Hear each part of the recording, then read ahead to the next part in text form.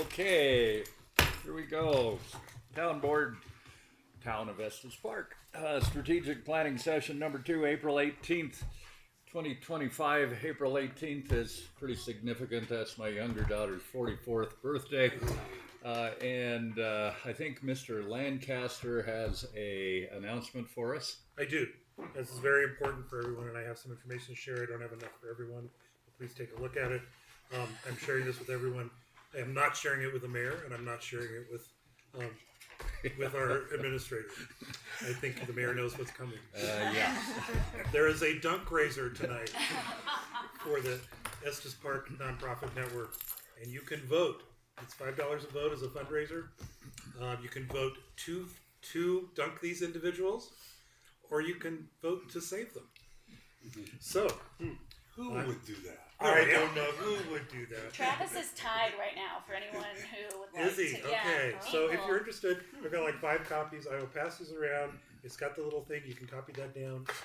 But it's important. We should share that information. Yes. With everyone except for those 2.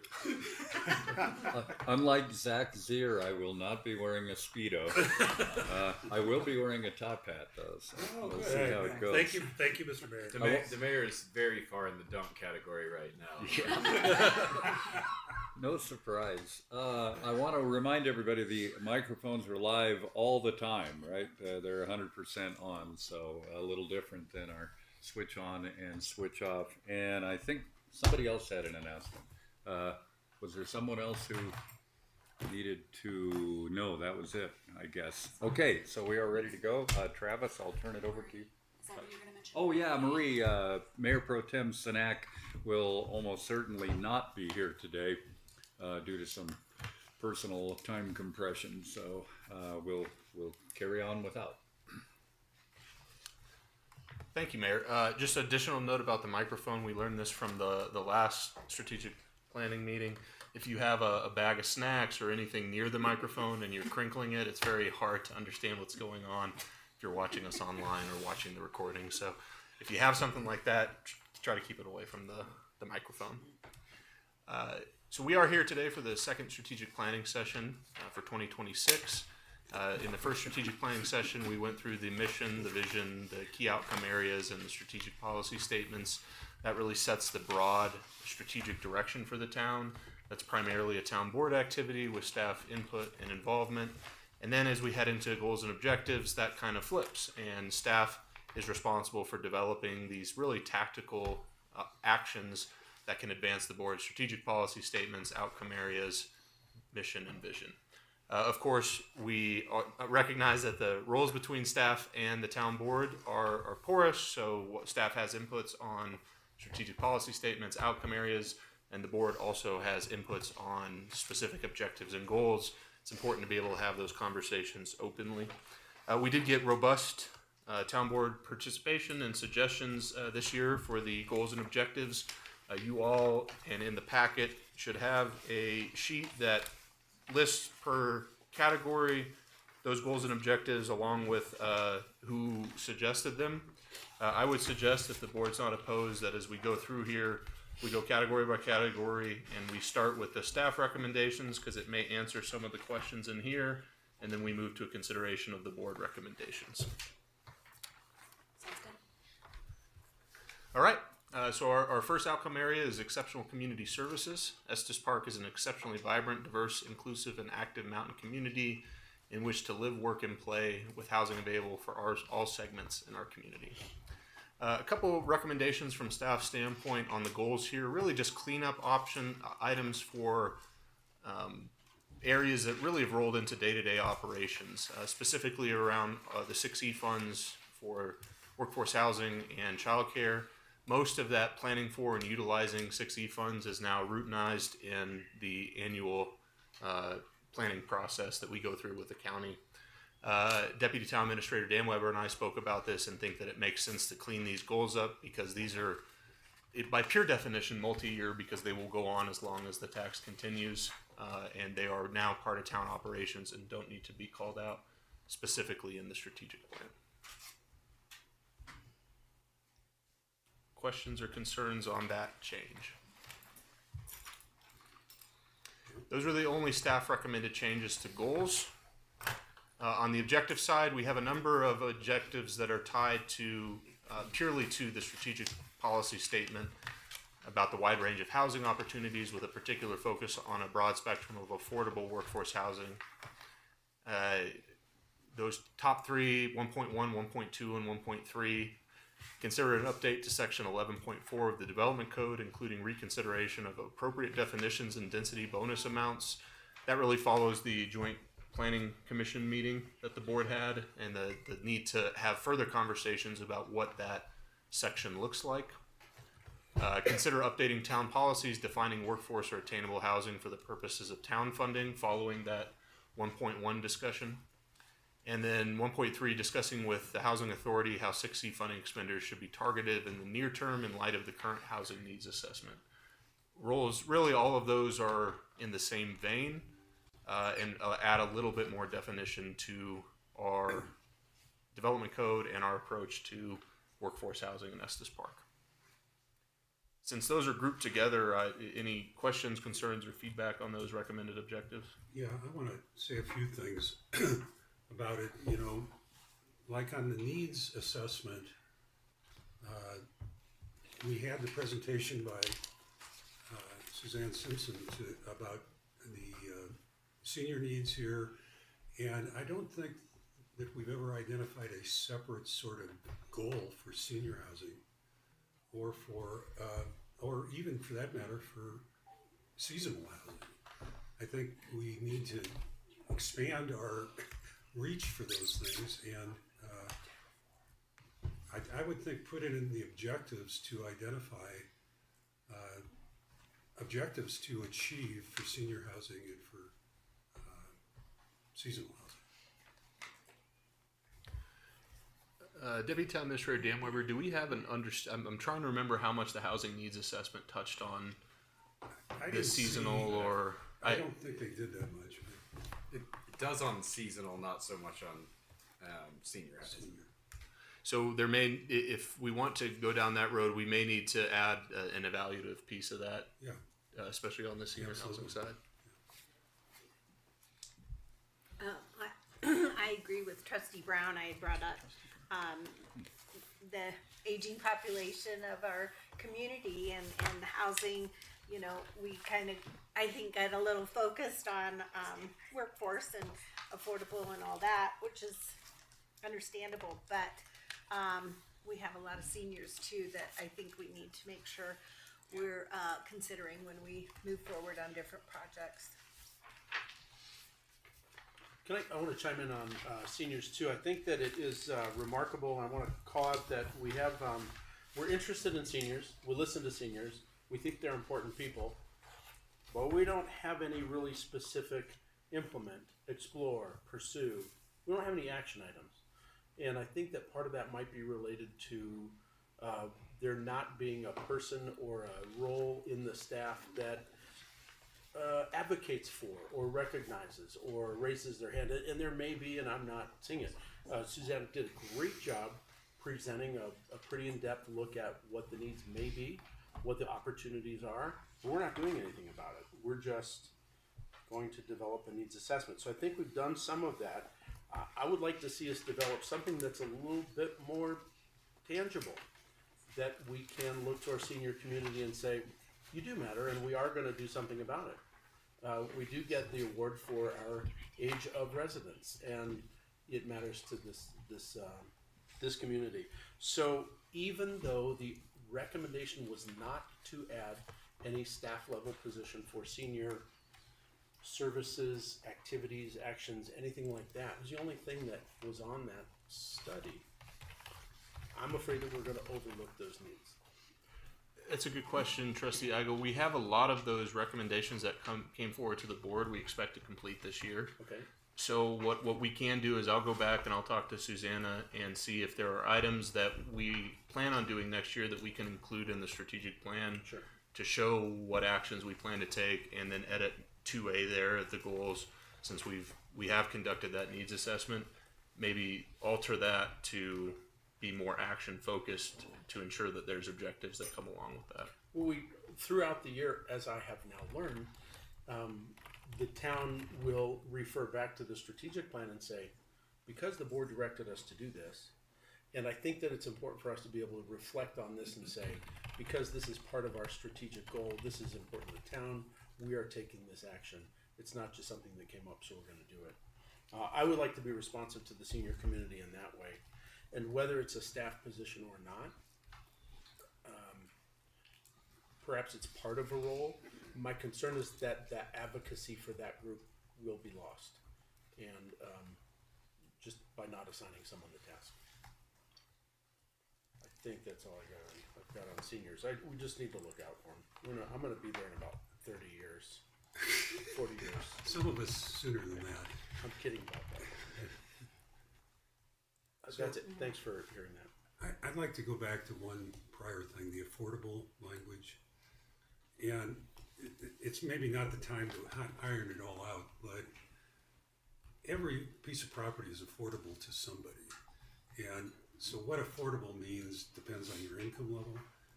And when we use the term attainable housing in our code, we base it on up to 150% of AMI. You're eligible for attainable housing, which I think largely addresses the issue of affordability. The other thing about affordability is I think we could perhaps instead tease out, LIHTC funding for that, because really the only way they do lower income housing is through low income tax credit funding. And you have to apply to the state to get allocated credits. You're not usually allocated credits the first time you do it, and then you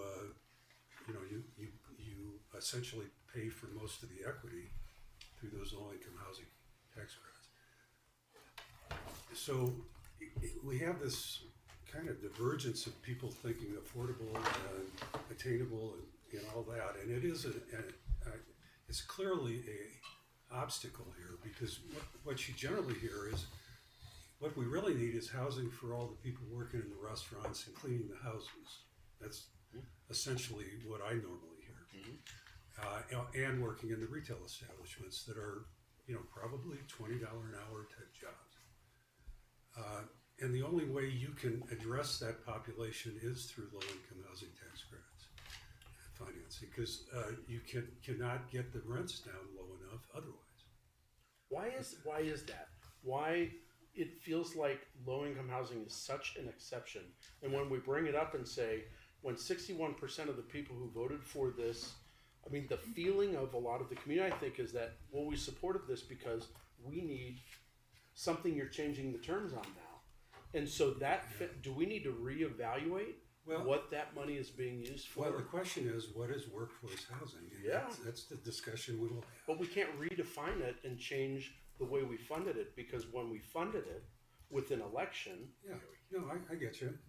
the understanding was different than what it is today. So we can't just change the terms today and feel better. I think you'll find that there are different understandings of what we passed back then, and that there's not going to be a common understanding of that in the first place. It's and I think what it comes down to in my mind is we need to determine the policies of what we're really trying to encourage and incentivize. And there's criticism about workforce. What if you're an artist and you come up here and you sell all your paintings down valley? Are you in the workforce? You get questions like that. What about somebody that is semi-retired and working part-time? And all of those edges of this need to be flushed out in our discussion. But to focus just on the term affordable is it's too malleable as an idea. We do have a lot of definition currently behind workforce as we're applying it pragmatically. Like an artist that comes up and sells in Bond Park is not part of our workforce, would not qualify for our workforce units. Someone who works here remotely for a corporation in Illinois doesn't acquire. I think what's important and what we're trying to capture in 1.1 here is that we really need to have these conversations with our partners at the Housing Authority and sit down and say, what does this mean to us? Because there's a reason that everybody has a different perspective of workforce, and it's because there are lots of different sections of the workforce. We absolutely have town employees who would not qualify for LIHTC housing, Yeah. probably would not qualify for 150% AMI housing, but cannot buy a market home. The average home in Estes Park is north of $850,000. With a 6% interest rate, it's just not going to happen unless they're bringing a substantial amount of already acquired housing wealth with them. And that's why the housing authority is there to produce, some of those opportunities. Like they have a shared equity down payment assistance program, which is going to be key.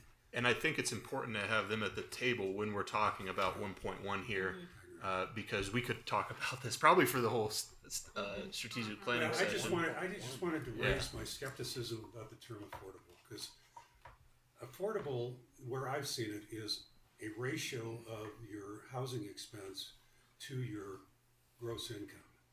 And so that's a sliding thing. It's not one fixed thing to make it affordable.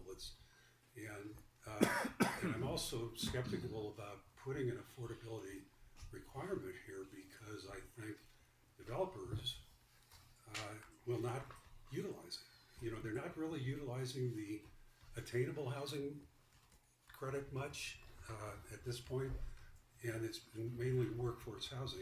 And you put more restrictions on what sort of assistance you're going to give for workforce housing, and you will get less development in workforce housing. Are you asking to remove the word affordable? No, From I that just first want to side? have the discussion. Not really, no. I just think that everybody wants, I think the issue, it still is, we're targeting the workers who are working in the restaurants, cleaning the houses, in the stores, and that's a demographic that there are only limited tools available to satisfy that, and LIHTC is the main tool available. Because while the housing authority is paying to subsidize people from 60 to 80% of AMI in Fall River Village, they essentially can't afford to subsidize people below that number. And the financing on Fall River Village is fairly complicated in the first place, and it's a great effort to deal with that segment of our community. But if you're trying to deal with somebody that's in the 40 percentile of AMI or less, and we just don't have the resources, even with 6E, to deal with that. And we know we'll have other discussions Yeah. outside of this. I know, I just wanted to get it out. Yeah. Before jumping into the rest of this, and I should have led with this, I apologize. Two things. There is a sheet coming across. I was not able to get Trustee Brown's comments that he submitted to me into the town board suggestions file. So those two together represent the town board feedback My received comments today. on there are the blue ones. And Trustee Brown's comments are in blue on that sheet that's coming around. The second thing is I do want to let the board know that staff made a concerted effort to reduce, because of our conversations about overload and ability for residents to engage in these high impact processes. We made a concerted effort to reduce the amount of total objectives, recognizing that we have the development code going on next year that's going to demand a lot of the community's attention, and the fact that we've had a significant amount of project load over the last couple of years. So we've actually reduced, at the first draft, staff recommended objectives are about 44% less than we had in 2025 for new initiatives. So that is a concerted effort. There are some big things in here that are going to take a lot of time, but we have made an effort to concentrate that and make sure that we can effectively communicate around those items. So jumping back into this, I've added the senior and seasonal housing piece. We can add that clarity to the 1.3 objective up there. We did have two additional objectives in exceptional community services that staff are recommending. We want to make sure that there's an opportunity to select at least one specific recommendation from the 2045 Parks and Open Space Master Plan for budgeting and implementation in 2027. So that plan will be completed in early 2026. There will be a in advance of the budget process, and we want to make sure that we're picking a item from that plan, at least one that we can focus on implementing through the 2027 budget. And then that big one there, 6A1, continue rewriting the Estes Park Development Code with participation from elected, appointed officials, stakeholders, and residents. Those are the staff recommendations.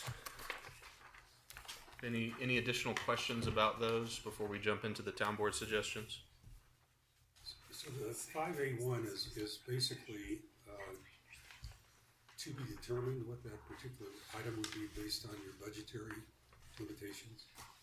Correct. So we want to pick, the nice thing about Parks and Open Space is it has a dedicated funding source. Right. So we can be confident that there will be financing available for a project. Now the scope and scale of that project, TBD, but we want to make sure we don't lose track of that so that we can get something operational very quickly after that plan is completed. But that sort of thing would come to us, to the town board.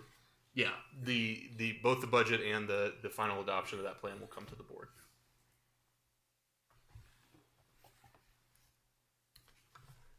If there's nothing else, switching back into goals, there's a number of goals here. We can just run from the top down. And what I'll do is I'll let the trustees that have submitted items, if you just want to run through the list. So we'll start with Trustee Lancaster, and then Trustee Youngland, Mayor Hall, and then just follow each other as we progress through that list. Sure. I don't see this as being one that's spent a lot of time on, but I know there's some discussions going on at the post office. I brought it before. I think it makes a difference in downtown, but I'd like to see if we consider at least putting it in there that we have a goal to move work with the U.S. Postal Service to move the post office out of downtown and open that space up. I agree. Well, it's a goal. We probably all agree on that. How much force we can actually have with it remains to be seen. Well, I think We it is the can post office, so. Continue to ask. Yeah, but my thinking is, and my experience in dealing with some of these agencies like that, they're pretty stodgy. And if we don't say anything, they're going to think we're happy and everything's going good. And they'll deal with, there is this little bit of dealing with a squeaky wheel. And if there are 10 other communities that are making a big deal of it and we're quiet about it, we're going to be 10th on the list. If we keep it up there in forefront, and I know they're already doing some work behind the scenes looking at some things, but I think just really asking for us to just keep that pressure on officially Yes. for them and push our thumb on them a little bit so that it's important for them to want us to go away and fix the problem. I'm fine with inscribing it on there. I had probably a little more optimism last year. I thought there was maybe a little bit of momentum. I And agree then with you. this year, gee, who knows? Well, at least we're doing a symbolic gesture, perhaps, of changing Okay. the name of the lot, parking lot. And this is going to be a long-term type of thing. Yeah, it's going to take a while. If they see that coming from us, and it may go more than 4 years, up into future administrations. But also, I think they have a limited life in that building. They've got a lot of internal pressures about that facility as well. Yes. And you put the two together, I don't think they're going to jump right on. Oh my gosh, the town board said this. Let's move in the next 6 months. But I'd like to keep the pressure on if the rest of the trustees agree. I agree. Okay. Thank you. I had, which it looks like you've already done, just trying to keep things cleaned up and cohesive throughout, obtainable to affordable. Mine, I just made a general comment on the senior engagement and activities, and yeah, highly supportive, and will do my best to not let it get forgotten, even if we don't have a staff member on it. So. Frank, you're back. Trustee Lancaster. Goal 5B. Oh, this was just more of and it might be editorial, because I think, let me go back to that 5B. Oh, Yeah, that will need to be updated. Director Mahonen, do you know if this is on if this goal continues to be on, is that going to change to an objective for 2026, or does that need to be adjusted? We don't have an objective for 2026 to address this, so we either need to change the date or add an objective. Is there a specific date, or do you want to leave it broad and implement it through objectives each year? I think that would be a more prudent way forward. Maybe what we do is just strike the term by 2026 in the goal, leave it open-ended, unless the board wants a specific target date attached to it. Oh, that's good. Fine with Okay. that. There are a couple of the ones in here that said things that were going to be accomplished by 2026. Yeah. And if it says by 2026, it shouldn't be in our 2026 strategic plan. It should be done by then. So, just want to make sure that the logic makes sense. Is that one that would be separate from the Parks Master Plan? Would that be a I can see the potential for something like this to be woven into, incorporated into the master plan. Yeah. That makes sense to consolidate. Do we want to leave it on this year and then reevaluate once that plan is complete to see think so. how much it touches maintenance and reinvestment? I just take out that date. Like 2026. Trustee Youngland, So I wasn't sure from the last few board meetings we had. I wasn't sure if the one-off was the correct term. That's why I put it in parentheses. But Director Hinkle had asked, do we want to put that in the plan or a one-off? What term did you use for that performing arts? Not to put it in the Add master. alternate. What? Add alternate. There you go. That's what I meant. So Okay. I just wanted to have it be somewhere and not be lost. I mean, they've put a lot of effort and communicated and presented quite a few times, and I think it needs to be put in there. I think that will actually be coming to the board for action on May 13th. Okay. So that it's a quirk of our strategic planning process, any strategic planning process, that we have a lot of this year left ahead of us, and there's a lot of things that we're attentive to, but most of those will be completed this year, so that should be done before 2026. Okay. That was I wasn't quite sure, so I just wanted. So if we wanted a goal on that, I would suggest, or an objective, I would suggest something towards the effect of track progress on agreement with the Encore Performing Arts Center. Okay. The challenge with there is it presumes an agreement that may or may not come to pass depending on board action. Well, and I think we can word it as such that it Yeah, doesn't consider. presume. Yeah. That there is an agreement, but I would like to have it in there. I think that objective location would be great, just so it doesn't get lost. And We do you either want it do as or an don't. objective or a goal? Well, if it's going to be this year, I think if we should. I suspect that they, just based on what they've told us, that there wouldn't be, in their eyes, a checkpoint by the end of next year that would. yeah, I think it's going to be at least 3 years. I think it'll be mean, 3 years. So, and I think it'll have to be 3 so years. it would have to be a goal. Yeah.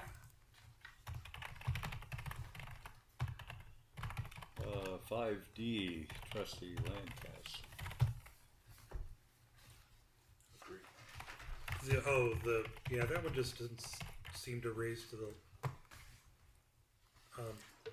It just seems like a maintenance statement. I'm not sure.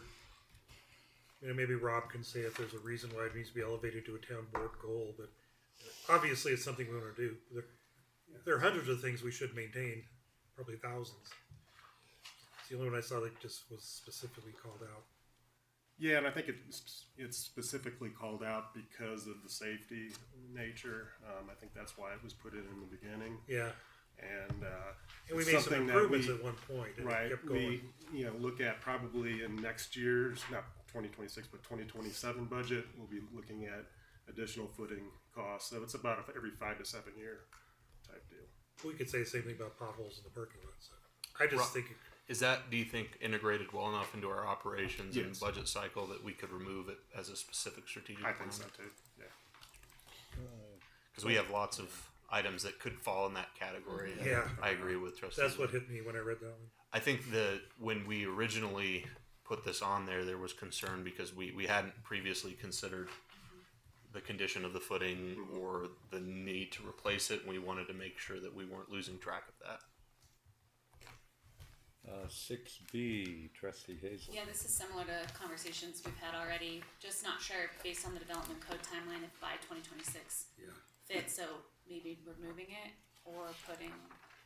Yeah, does it need to say in 2026 rather than by 2026? So I think because we have that 6A1 objective, that's probably covered, and we may be able to just Strike that. streamline that by removing that holdover language. Okay. That accomplishes my comment. Thanks.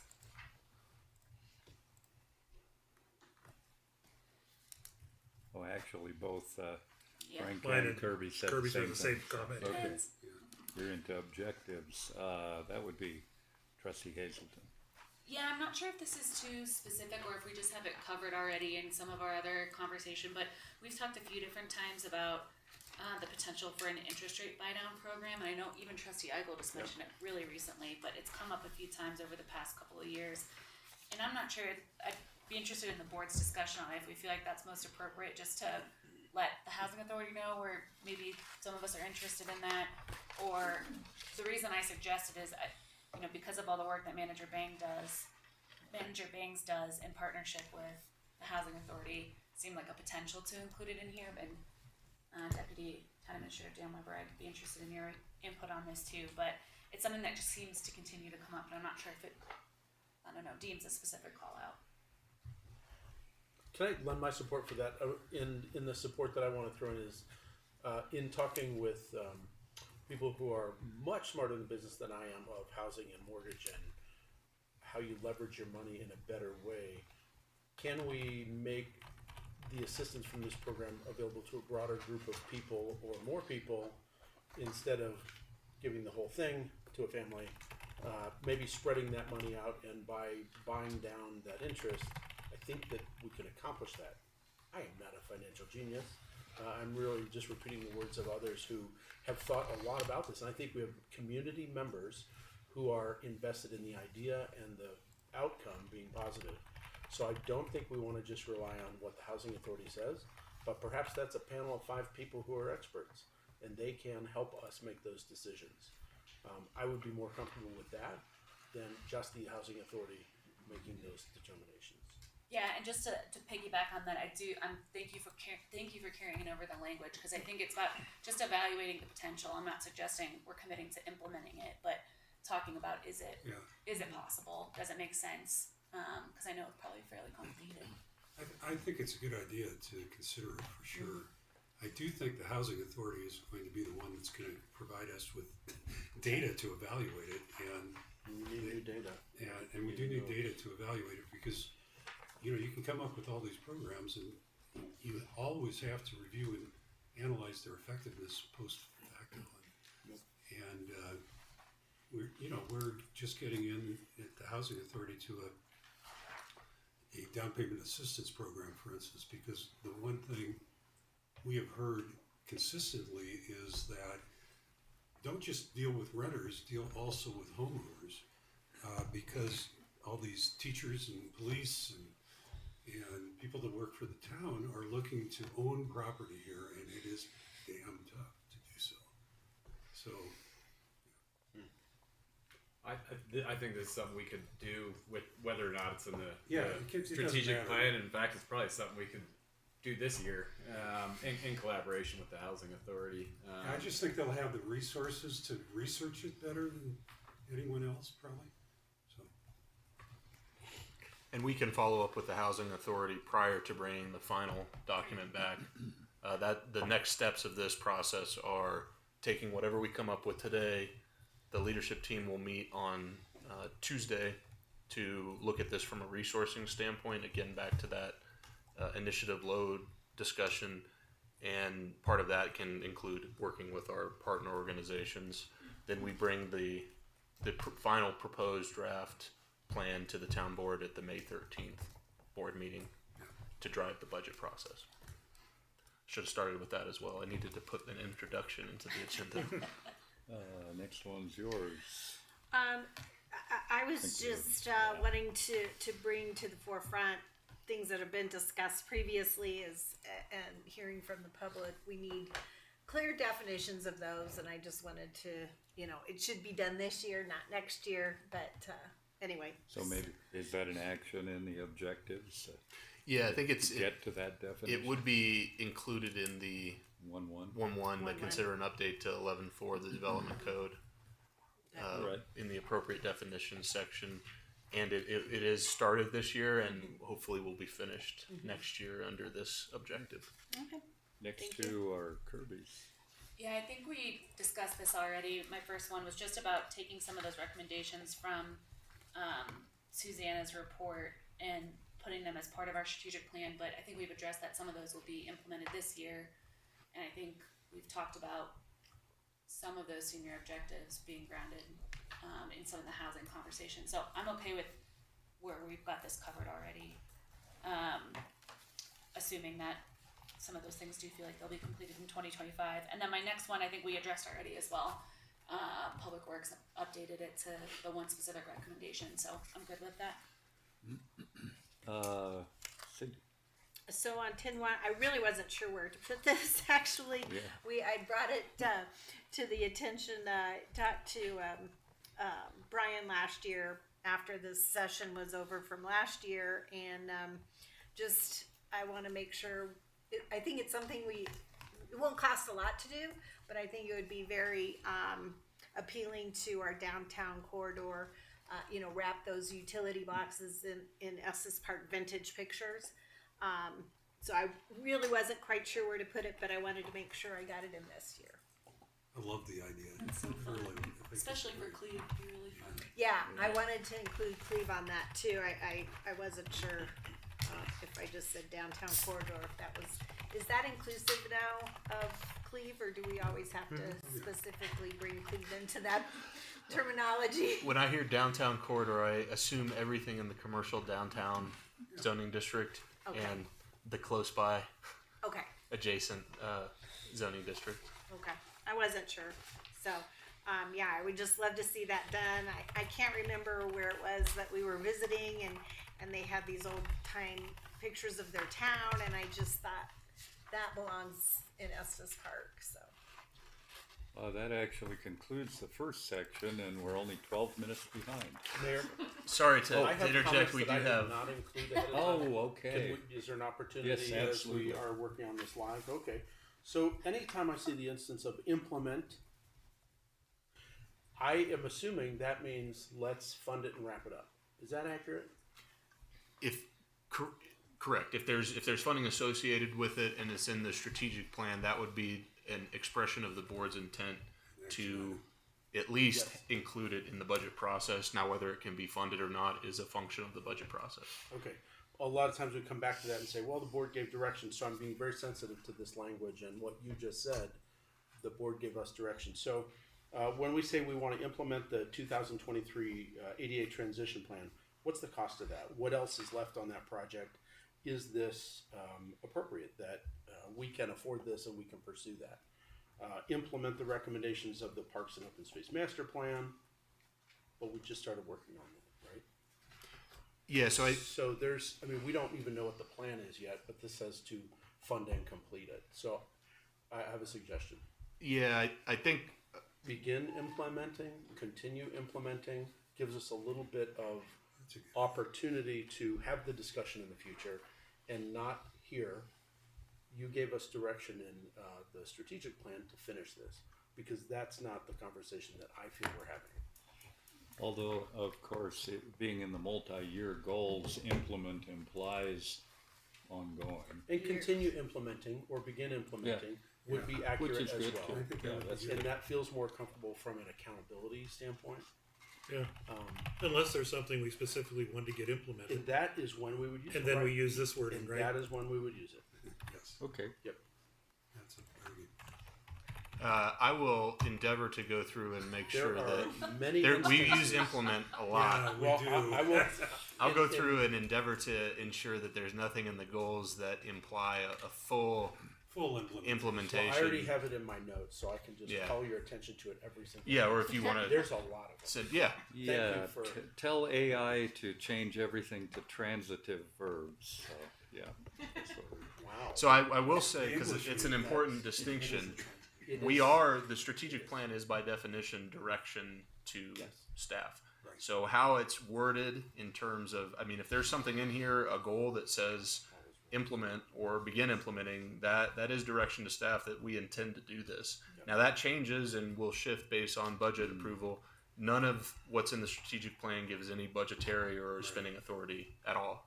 So ultimately, the check on those things is the budget process. So you are going to change that as we're sitting here, or because I'll I'm go gonna through call it out afterwards every and time. shift through the items to make sure that it's clear that it's not intended to implement in any specific year. But if it's on there, it is intended to be implemented. I would highly discourage the board from funding things like a master plan if we're not intending to We implement them. don't know what it is yet, right? Okay, thank you. Now we recognize also that you're almost never going to fully implement a plan because things are going to change over the life of that plan. Let's say that. Yeah. Yeah, let's say. Thank you. Mark, other items? No, we covered the senior issue that I had. Thank you. I've got one more comment on childcare. I think we need to pull something more out about childcare and goals maybe and objectives. I'm not sure. Because we just say in item 3 and 4, we support the needs of families and we support a wide range of childcare opportunities. I think it might be helpful to put some meat on that bone that, you know, there are a number of programs we do that we would want to continue, and some of them we're in probably an evaluation phase too. And I'm just not sure how to word that to make sure we're doing that. That's kind of what I'm. Yeah, that's a tough one because we'll be bringing back policy 225 to you Yeah. all to hone some stuff and get some, I guess, some meat on the bones with respect to the programs and the different funding buckets and things like that.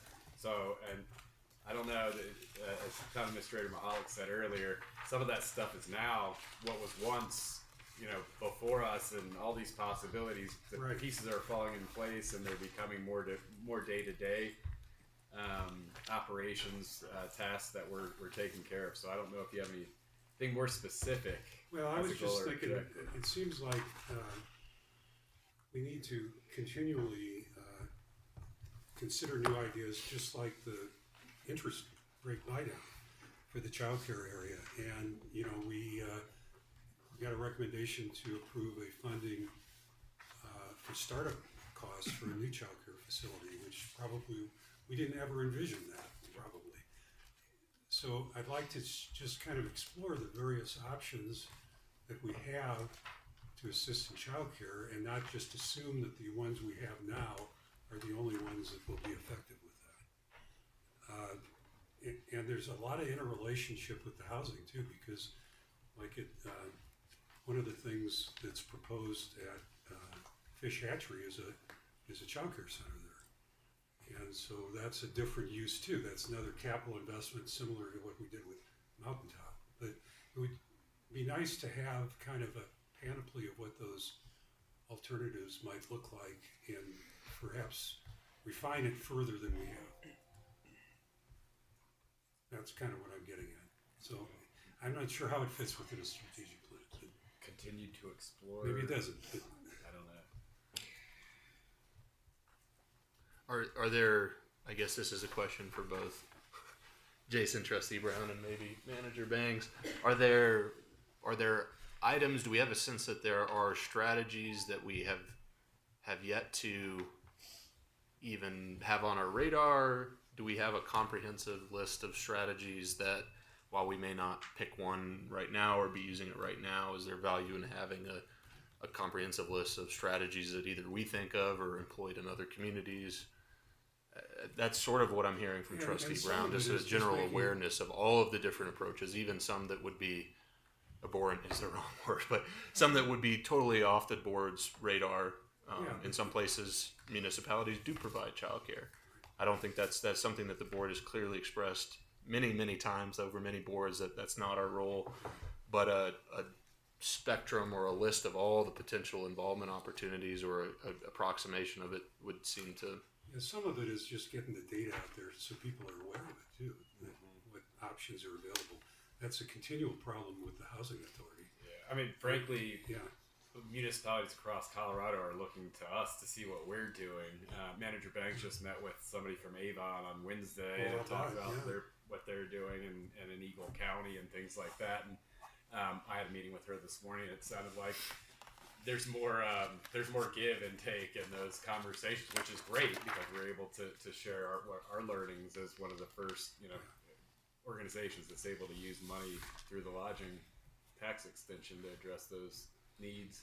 I still feel we're kind of in a pilot stage still to a certain extent, which is why I wanted to bring some attention to this about evaluation and reevaluation and exploring other options. Maybe if maybe what you're looking for is to put it in a goal, maybe Yeah. to continuously continue to explore all options for housing and he's talking childcare, but I mean I think they're already doing that, but maybe to not lose sight of Right, that's being what I'm trying to get at, is I just think don't get in the rut. we in want other to, words. and we want to continuously evaluate it. We have something here about evaluation on other things like the utilities. We want redundancy in the utilities. We want an evaluation of effectiveness of programs. Yeah, I think that's fine. And this is such a nascent Yeah. thing still that it probably does behoove us to continue to call it out for at least a little while in the At least a strategic little plan while. until that plane is just Till the it's model. fully built. Yeah. It's flying, to be clear. Well, does it have fuel? Does have Yes. wings. Okay, any other items? Next year we'll move exceptional customer or community services to the bottom because this is the one that always takes us the longest. Maybe it's because it's first and we're all fresh. But anyway, let's go That's ahead. probably one of the most important. I mean, it is the most important thing we do. It probably is. Yeah. Well, probably all the rest of the stuff is just foundation to support giving. Just from a Exceptional historical service. perspective, we renamed this one so it would be first in the alphabetical order, so that we would focus on it It's first. a plot. Yes, Okay, good. that happened last year, and Yeah. I think it was Yep. an appropriate move. All right, So when so Greg comes in and says he wants to change it to a transportation plan. Yeah, every year he recommends it, and we have to shoot it down. AAA. yeah, AAA transportation. Okay. All right, on to governmental services and internal support. We provide high-quality support for all municipal services. Just a few really cleanup items in the goals here from a staff recommendation.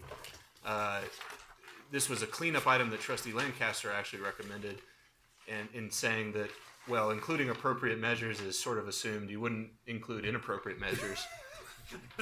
That's a good typographical editorial comment, so we're cleaning that up.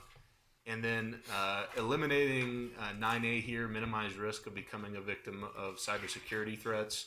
We have intensely focused on that over the past few years, and we're at a point now where it is in and part of municipal operations. We have multi-factor authentication for our internal networks, and that's absorbing into our ongoing IT operations, so we feel comfortable removing that as a goal.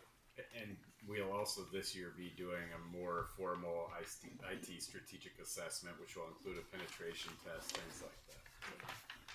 But I think that kind of falls like the footing. It doesn't mean that we're done. No.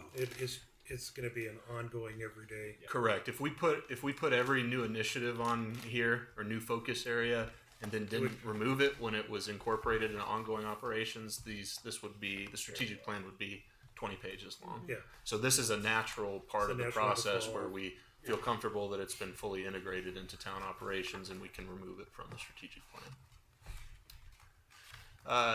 Recommended objectives, 1.1, develop and implement an emergency and safety training program for all events and visitor services team employees, including a tracking system for valid certifications.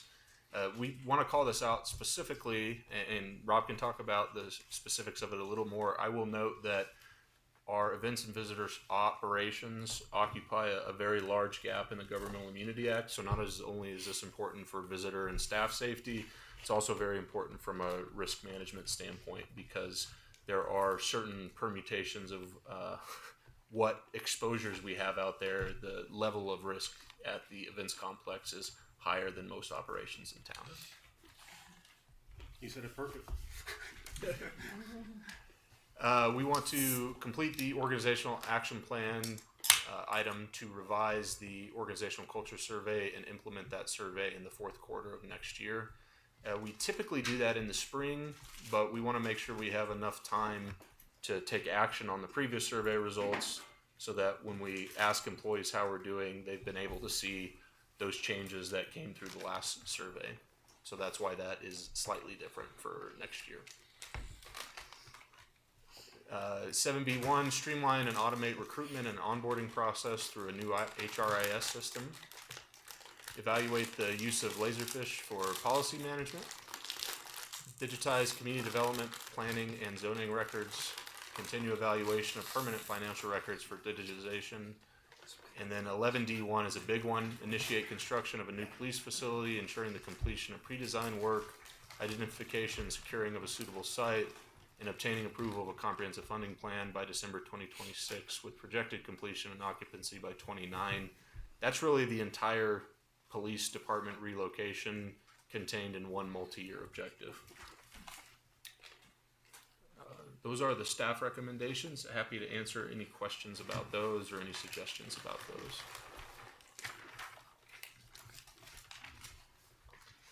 I'm just a little uncomfortable with the term initiate construction of a new police facility in a 2026 objective. When I hear the term construction, that means turning dirt. So you may want to say continue planning or something. I think because it's a multi-year objective, we want it to be able to be carried over identically year over year, with that end item there, occupancy by 2029, driving the timeline. It's sort of like the Bighorn parking structure, where we say financing or we design and construction. We know that's not all going to happen in 1 year. It's going to span over multiple years, and indeed it is spanning over at least 2 years. But isn't that in the 1 year objectives though? It's designated as a multi-year objective. So the problem with putting these as goals is they don't have timelines and they're not reported on monthly to the board and the public. The problem with carving it out into little smaller items is that you only get a piece of it, and oftentimes even a big project, frankly, design could take more than 1 year.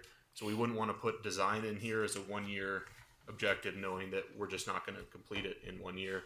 So this gives us a broader objective reporting focus that has a number of different elements and clarifies that it's a multi-year objective. Okay. So we expect it to progress over a number of years.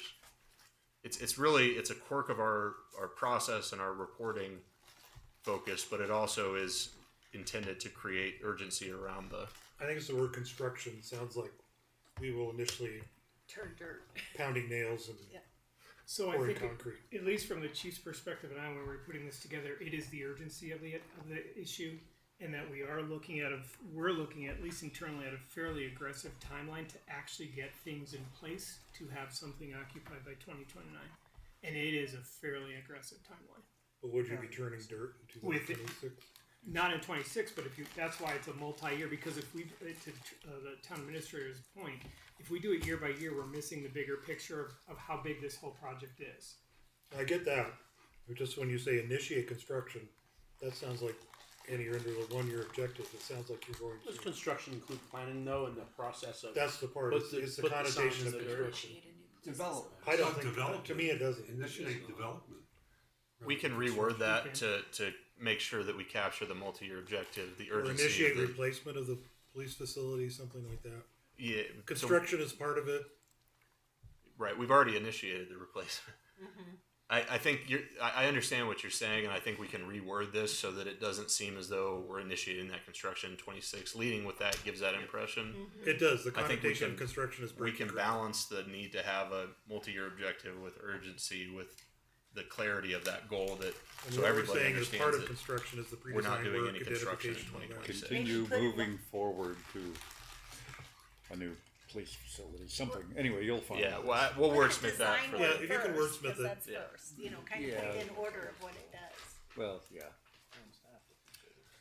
That's the whole project plan. Is there Anyway, anything, I guess my ask of the board would be whatever we could do to really, to your point earlier, sir, is anything we can do that we have to look back and reflect on this document. I cannot emphasize enough the urgency for this. And if there's something that needs to be reflected in that for something that we do need to reflect on someday, I'd love to be able to address that now with you. Is that setting a time frame? Is that setting the time goal? Right So now- instead of using that word, is it by? How do we do that? That's a great question. That's kind of why I'm kind of throwing this out there right now is I've been very, very pleased and impressed with all the work that Paul's been doing to make this as fast a timeline as possible. But I just would ask that there not be wording in there, or at least we could have to discuss it, that somehow would be something we'd reflect back upon the strategic plan and go, but we could push that back a couple because of something we worded differently somewhere What is a else. step? Well, you that do we have the can use? 2029 in this statement, which is good. What's a step that is reasonable this year? What step in construction plan? Get approved building plan. Sure. What does that acquire the land? So this year, ideally, I mean, if the chief and I had our druthers, we would have in place at least approval towards a funding plan, whether or not that includes a ballot or if it's some other issue, identification and securing of a site.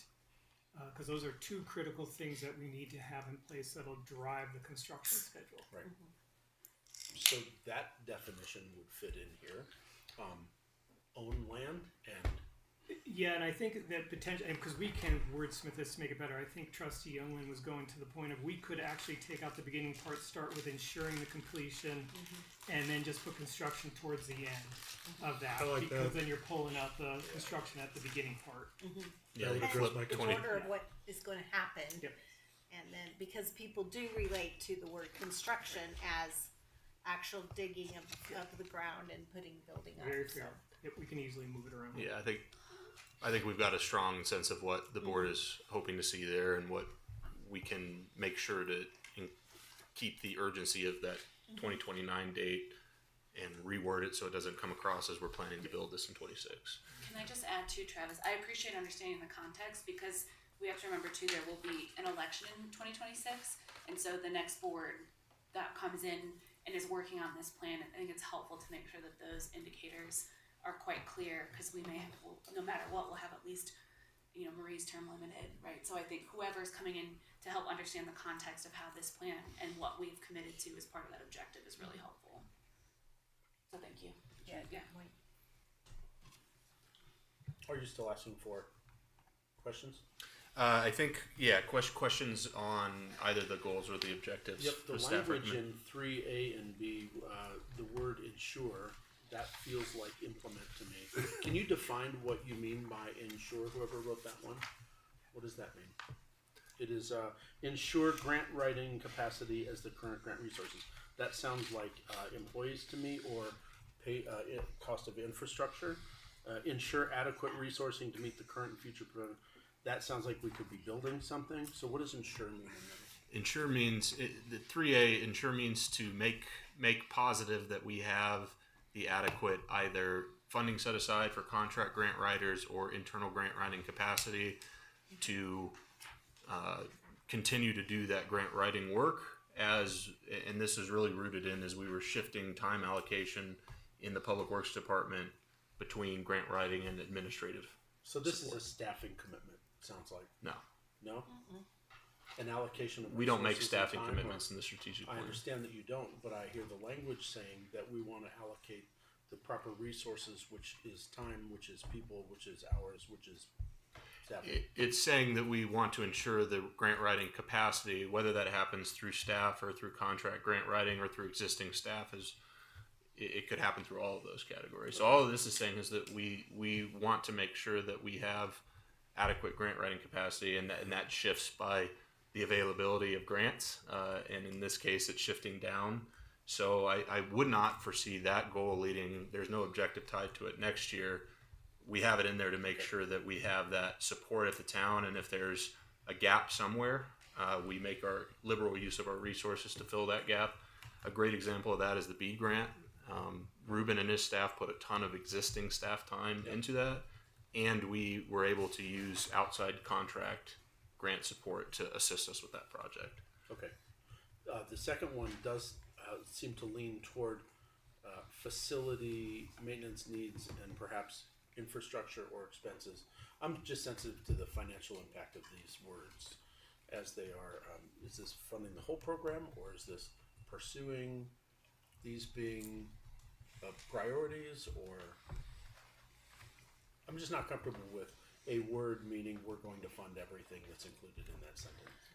I think that might be helpful to remind too that as we go through this process, then we will go through the budgeting process and match back with what we budget based on this. So I think if we got a budget for 2026 that said literally funding every single, thing under the sun, that would be an opportunity for us to pull back a little bit. But I think the idea of making sure that we keep up our, brick and mortar facilities, I mean that, I think, correct me if I'm wrong, but it feels like that's what we're trying to get across here. We can't let things crumble into disarray.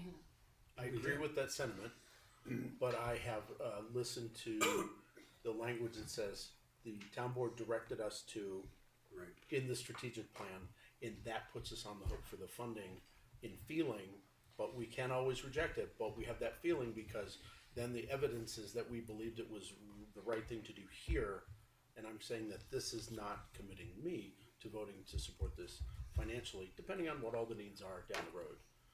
I just don't want this to be turned in the language. It has a language adequate in it, which is the judgment call you have to make as to what's, what sort of funding. So I think that kind of covers it. I think that you're right. Okay, I think you're right. Gives us some. And this is our discretion. strategic plan, not the staff's. So it's making a statement that the town board thinks maintaining our facilities, Is important. not cutting back on maintenance. It's the oil filter thing. Pay me now or pay me later. I agree, Frank. But you didn't write this, and Cindy didn't write this. This was a staff-generated sentence, Right. Because they have the professional perspective to do that and support us in that manner. But that's why I'm bringing it up. No, it's a good question. Adequate gives us the discretion down the road, and I think so. that's a great point. Thank you. The only other thing I had was term limits on that number 4. I think that would, as an objective or something, some part of that, 4A, he was asking for additional. Right, yeah, we were information gonna at the leap time. into the additive ones here, but, Okay. that's okay, let's get that Let one me know covered. when I can. Okay.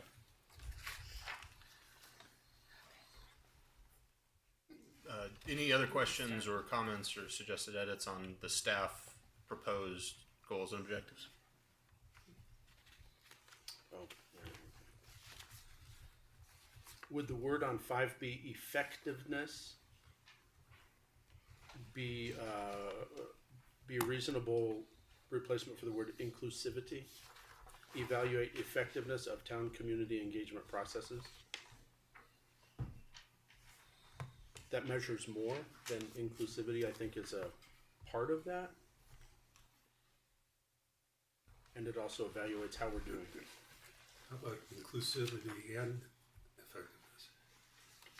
Just add and effectiveness. Yeah, because in the statement, we're saying we want to make sure we have participation from all, and so that correlates with inclusivity.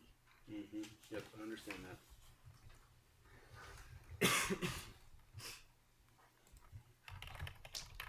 I think you do have to have, but to agree with you, you do have to be, if you're going to be effective, you have to be inclusive. You do. And there's a very strong social And you can be- connotation right now. You can be inclusive and not effective. That's true.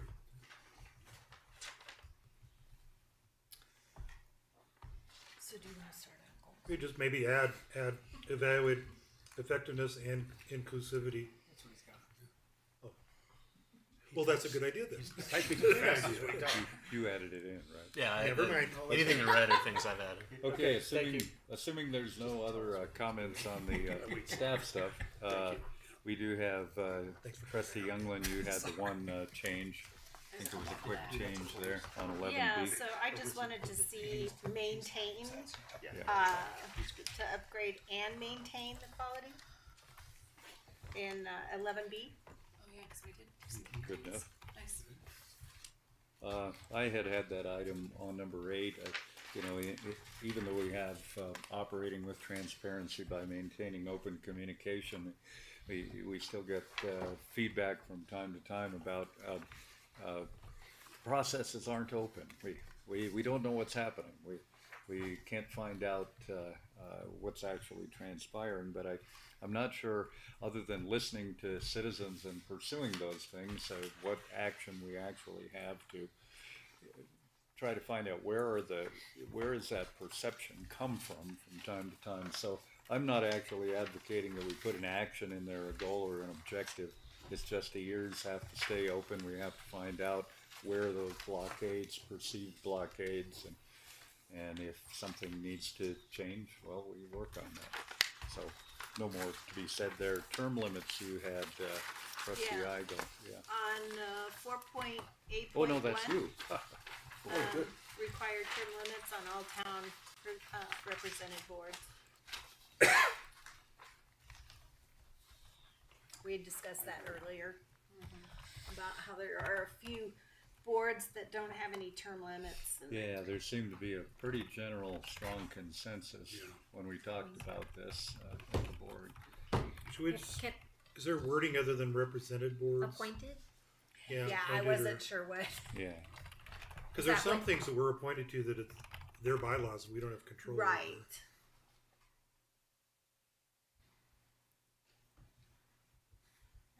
The only one I would question would be, of course, the library, since that's a very unique situation there.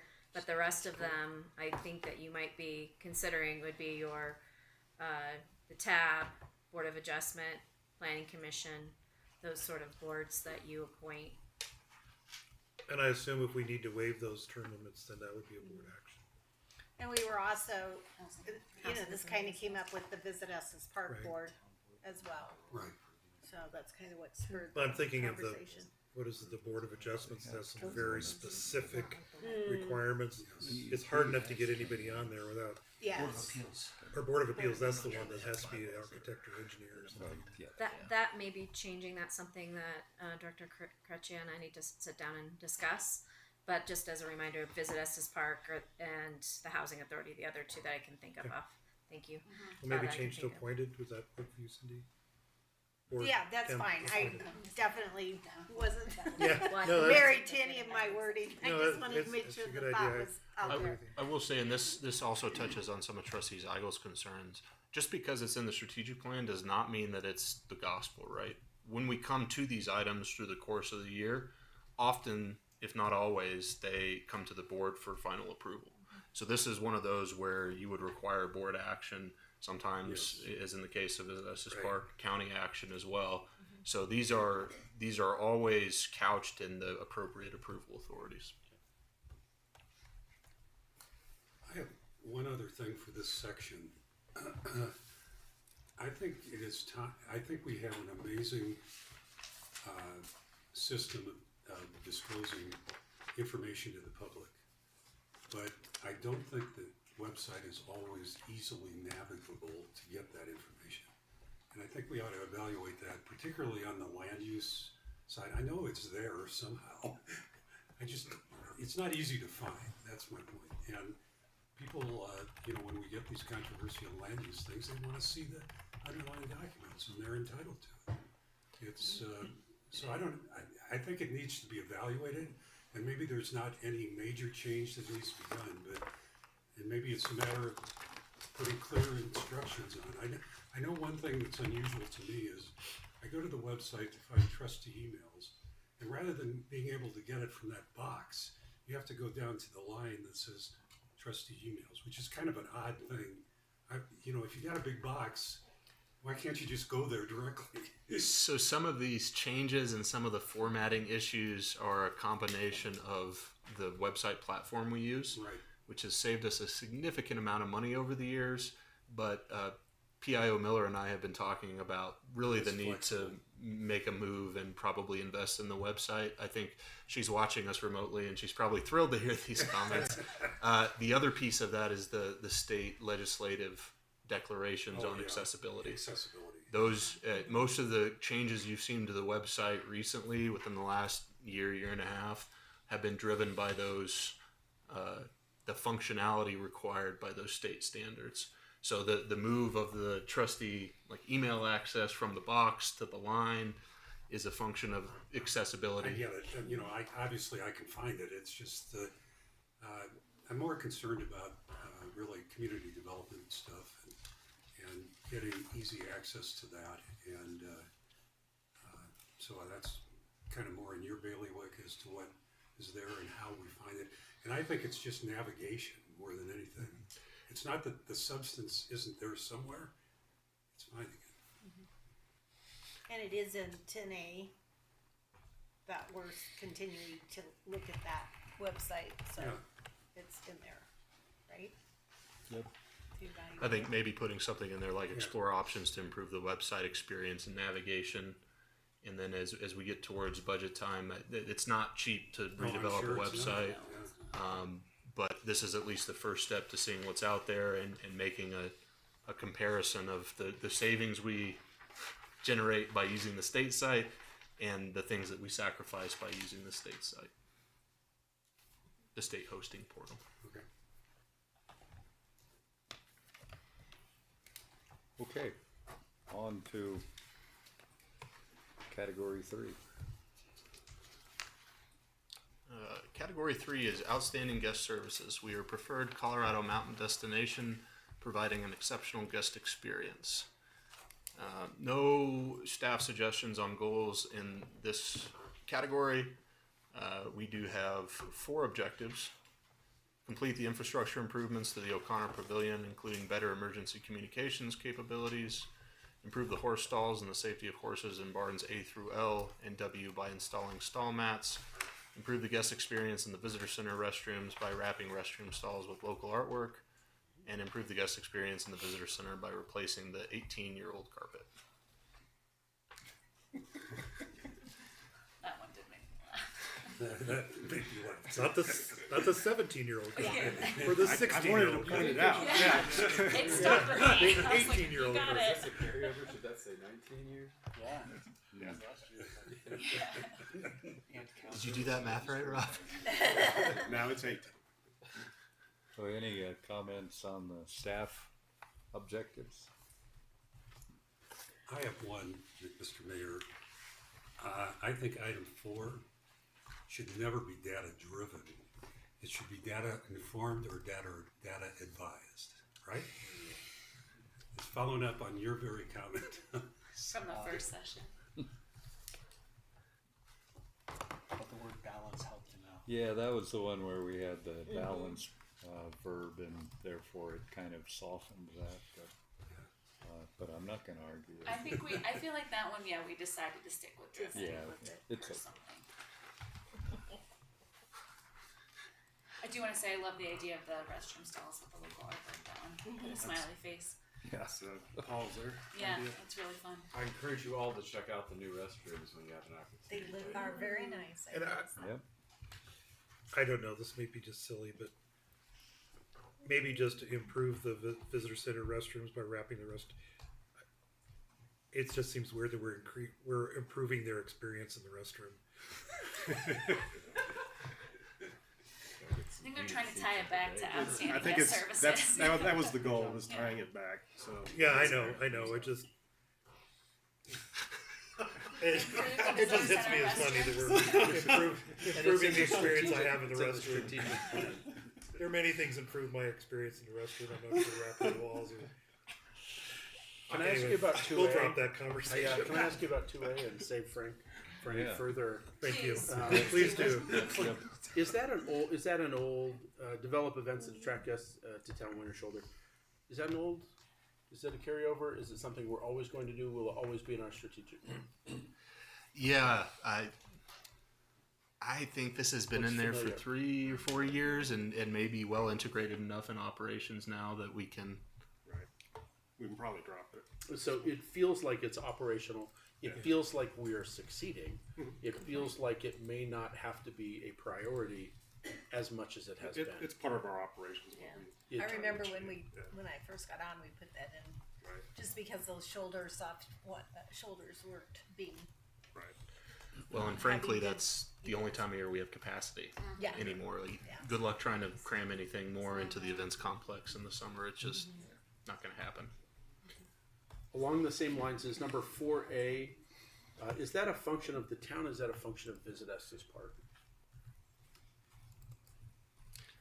I think it's both. Okay. It is both. Right. Because we are actively marketing our events and actively marketing to get events to come to Estes Park. So it's a separate function of just events and not everybody in the entire world come to Estes Park through VEP. Right. You're specifically targeting events, and this is that item. Okay. And I think Thanks too, for that. I remember specifically we talked about the work that Karen does to attract, to market people to come and host their events, or Right. those They are kinds of very things. tactical about who they Yeah. want. Yeah. Okay. Is that sort of in the same vein, Rob, as 2A in terms of being well integrated into operations? Or do you think it's still important to have that in there as a focus? I think it's ingrained. I mean, it's part of what Karen does. It's part of what we do operationally, and anytime we put on an event. So we probably can take that out too. And there's been good collaboration on that with Visit Estes Park, especially recently, working that together, and maybe that saves resources, but it looks stronger to have the two groups working together. And Sure. I think. Well, maybe we need to say collaborate though somehow, and identify that collaboration as a goal. Is that something new? Or has there always been that collaboration with the marketing? There's always been the collaboration. I'm sure. Sometimes stronger than others, but Yes, yes, okay. there has And And not I think just the that's marketing. covered under number 1 too, right? We value broad collaboration with our partners in providing outstanding guest It's services. not just Visit Estes Yeah. Park, it's other businesses, everybody. Sure. Yeah. Right. entities and things. Yeah, I agree.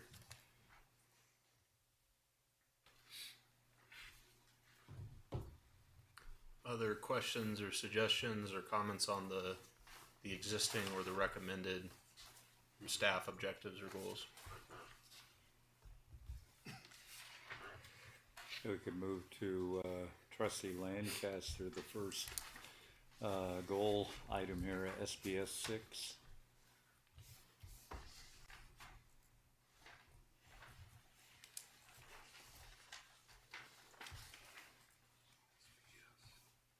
The sustainable tourism item, outstanding guest services. What you had is that we work to ensure that Estes Park is a sustainable tourism destination, needs more discussion on the goals and objectives. VEP speaks much of this,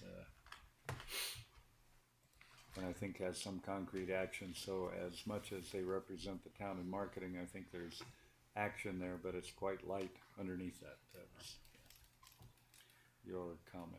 Yeah.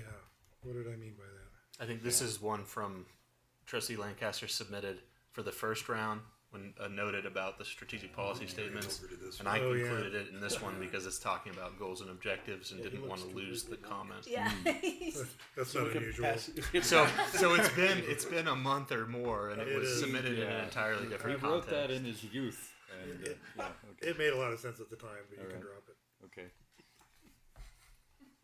I should have given Trustee Lancaster a heads up about that one. Oh yeah, thanks a lot. That's Town Administrator Mahalik's fault, for the record. Then you have the next one too, Frank. Well, yeah, and this is kind of timely, and maybe it doesn't belong here, but Well, yeah, obviously we're about to get into that. yeah, so- so maybe we can put that on hold. But Right. I do think we need to talk about, as a priority for this board, what is our relationship with that, and since we do appoint the Estes Park Board and that organization, it's been very hands off. But what is our fiduciary responsibility in oversight or accountability for that organization? And we already talked about installing term limits on appointed boards. That's part of that. Yeah. Right, and I personally think we should require that these appointed boards follow our governance policies. They're very robust that we have, and part of that makes them effective is the periodic review by Travis of compliance with those things. And I think that, I don't know why we wouldn't have the same sorts of requirements for these appointed boards and commissions as we expect of ourselves. So, If we could just kind of put that in the parking lot, we're gonna have more discussions I know, about I this. know. But I mean, what Don't my add it to comment, this, I get that, I think that'll but I agree with you completely. inform the upcoming conversations. Yeah.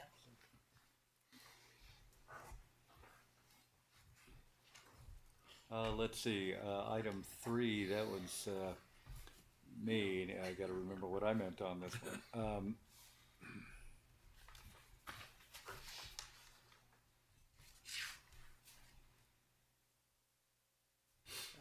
It's really almost a philosophical statement too. The visitation impact with quality of life of residents.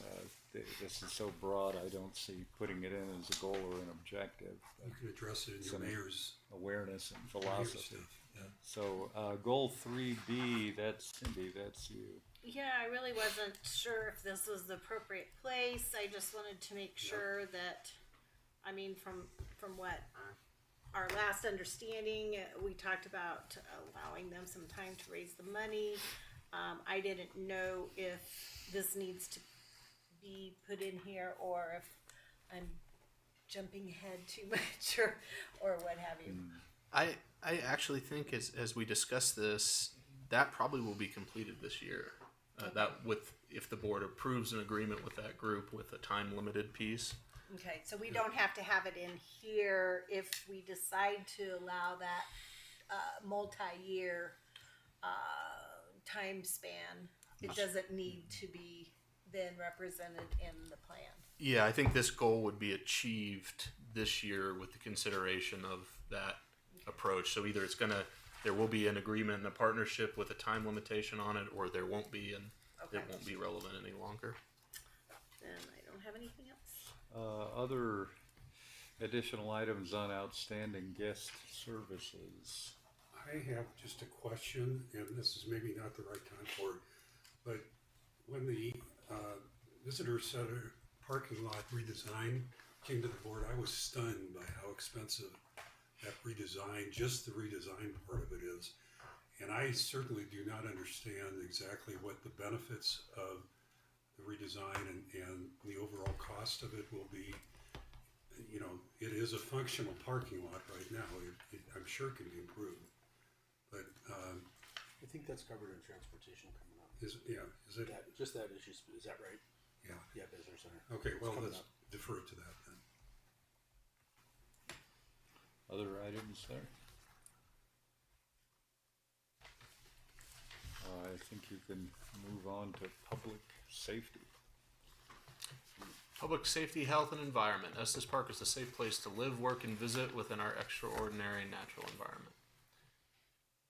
We're recommending deleting goal 1B. That should be complete this year. That's in the objectives for this year.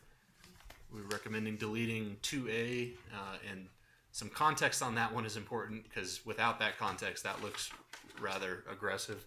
But Deputy Town Administrator Dan Weber can talk further about the Environmental Sustainability Task Force, those recommendations, and their current state. Yeah, we've done a really good job chipping away at the recommendations from the task force that you all directed us to move forward with. There are a number of things that we'll be continuing to evaluate, especially if things move forward with our work with the county and the development of a climate action plan and a greenhouse gas emissions inventory specific to the town. So I think unless there are other things in the task force report that the town board would specifically like us to address, we're probably at a point where we can remove this specific goal from the strategic plan, in my opinion. And I can speak to any of that or answer any questions you may have. Do you think that maybe replacing that with kind of the verbiage you just said that,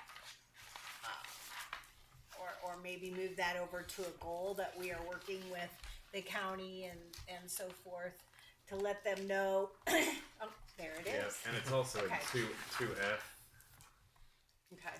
Yeah, that will capture that ongoing effort along with these other items. And there's a specific objective next year with Larimer County. Okay. And you know the task force recommendations. We had a concrete list of things that you all see the report out on every month that we've achieved, and so I think it's a success that we're taking this out of the strategic plan if that's what you decide to do. In that same vein, the town's role in environmental stewardship and sustainable practices, that one's a little more amorphous, but we think we're sort of in the same place there where there's pretty well established understanding of what the town's role is, where the town engages and where it doesn't. And I think there are other places in the strategic plan that address some of that. In my notes, back to Town Administrator Mahalik, I said I think there's some stuff in 3B under utility infrastructure. We're continuing as we are talking about vehicle replacement, moving towards greener options, whatever that's feasible. There are state requirements now when we replace certain equipment that we have to use electric instead of gas powered, things like that. So I just think that one was captured in other places as well in the strategic plan. I would like to be a little more inclusive insofar as it's not just solar, although solar works best up here, but there's wind, there's geothermal, which I'm not sure whether that would work at all up here, but there are other energy options beyond solar available that we should look at. So just alternative energy options? Yeah, maybe. Yeah. I think the question becomes, and Ruben can speak to this, the value of the question of whether we should encourage wind because of wind's really marginal value in Estes Park. It naturally feels like, man, it's windy all the time here. We could generate a ton of energy, and that from a technical standpoint just isn't the case. Geothermal is a viable technology up here. It's been implemented in a number of residential applications. I don't know how effective it is or how well it's going. We don't incentivize it anymore. But and we're not in a high potential area in the state. After Trustees, Mayor Pro Tem, Sanak brought that up at post-cast meeting. I did look at a map that the U.S. Geological Service produces about potential geothermal energy. There's a lot in the western slope and around like the Carbondale, Glenwood Springs area. There's really not a ton up here from an industrial application But if you standpoint. include the technology of the heat pumps for heating, Heat pumps are becoming definitely more efficient. Yeah, that's a technology that actually is very viable here. It is quickly to wind. Some of you might know that CSU did probably 3 years of wind studying and data recording, and basically came out and said, "What town Not so administrator great. said, 17%." Well, and we may not want to have a bunch of windmills up here either. I mean, I'm not suggesting we encourage that. So I think the comment is more focused on what Frank said about alternative energy. We can keep it broad. One alternative renewable energy option that most people don't even think about is something the PRPA is looking closely at, which is virtual power plants. Those are thermostats that a utility can access and control from a distribution and demand side. Lots of things wrapped up in that, but that is one of the key technologies involved in the transition. That's not how Platte River's been talking about it lately. Kind of changed their language on it a little bit. Virtual power plants require a high degree of coordination between the town, distribution utility, Platte River generation and transmission, and customers. So that encompasses a ton of alternate energy sources, or in that same vein, that would also be captured in here, I think, from a layman's perspective.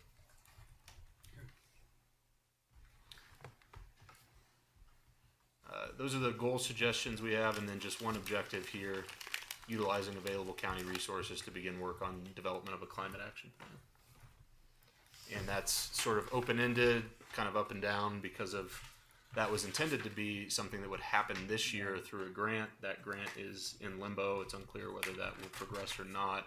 We'll continue to follow this, but this is a goal that, if that does not come through and happen, would be captured next year. We are on the glimmer of hope optimism side of that spectrum Yeah, right it's now. kind of gone It's been back a roller and forth a coaster. couple times. So. This is very minor, but in 2D, I would propose we change the term reduce to minimize. It's a stronger statement of what we're doing with environmental impacts.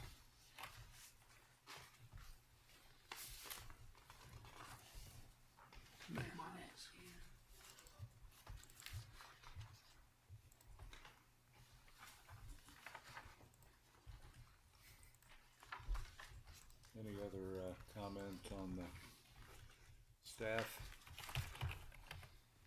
goals and then one objective? I will note that there are a lot of objectives throughout the strategic plan that come into this that belong, or maybe a better fit elsewhere. The police Overlap. station is a big police station. one that Yeah. could be included in either that internal support facility standpoint or the public safety standpoint. So if it looks like there's only one objective for all the goals, and it's because there's some that sprinkled about and also some I think. And it's important to note that the strategic plan, the objectives only capture new initiatives. There is a ton of work in town resources that go into supporting public safety, health, and environment on an ongoing basis. That just because you only have one specific objective there does not mean that there's nothing happening. That's why we have those strategic policy statements, because they build these programs up over time. And Director Featherston and I are messaging about this. I wonder if you all think it might be more appropriate to actually have that public safety facility goal or objective in this section. If I were a layperson or a resident, I would probably look to public safety for that one rather than I'd be where it supportive of currently that. is. Away from governmental services and internal support. Seems like a more Or at least reference it. Can you reference in both places? I don't know. I've got another very minor change in the left-hand column 5, maintaining municipal law enforcement. I think what we got the message from with the town was that we want a locally managed or locally controlled municipal law enforcement department. Because that's what came from when the county sheriff came to say, you know, we can take care of your law enforcement needs. So the big focus of that discussion was on locally controlled, locally managed. As opposed, you know, so I just think that would be an appropriate addition here. Yeah, municipal doesn't necessarily mean Estes Park. Right. You might be using Fort Well, Collins. it does. That would be a hell of a Oh, yeah. flagpole. Yeah, seriously.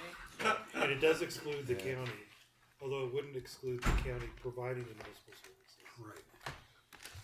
That's why. So I can see you could say, yeah, Yeah, that's just, seems like it fits better with what we've recently done. yeah, I guess locally controlled or locally. Yeah, local. Estes Park Law Enforcement Department.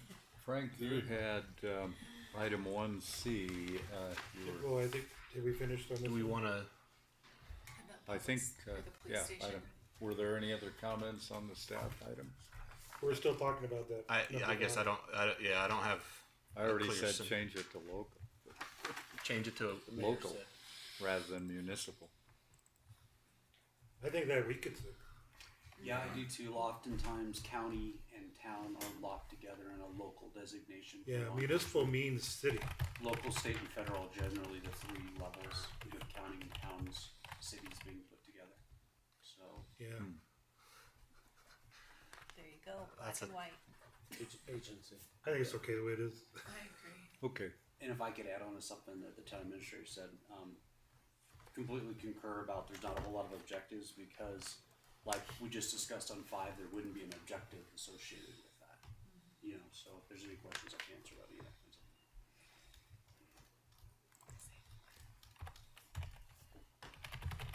Thanks. That's a little clunkier, but maybe it's clearer.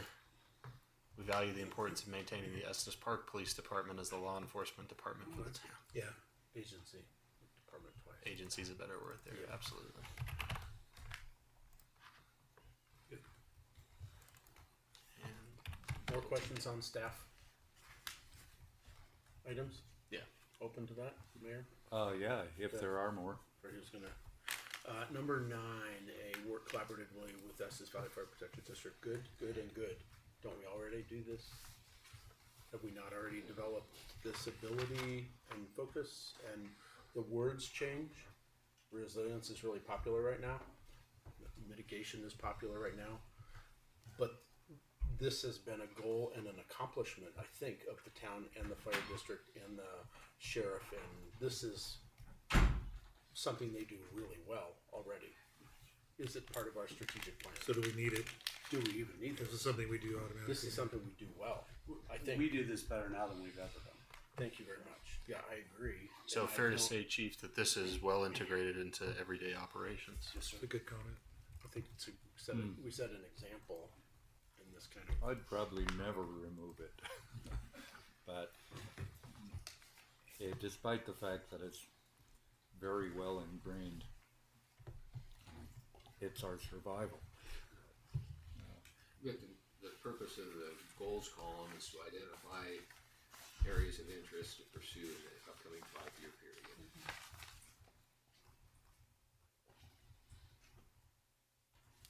Do you mean that Well, this, but- It is the I natural. mean, I think he's what's agreeing with already you. been He could come up. accomplished. This is not a new endeavor. this is not a new endeavor at all. No. It's And another it's not, No, we're already teaching people how to do this well. By it's ongoing example. process. and it's not a policy statement. So the policy statements are those long lasting, this is how we do business, this is how we approach the outcome areas.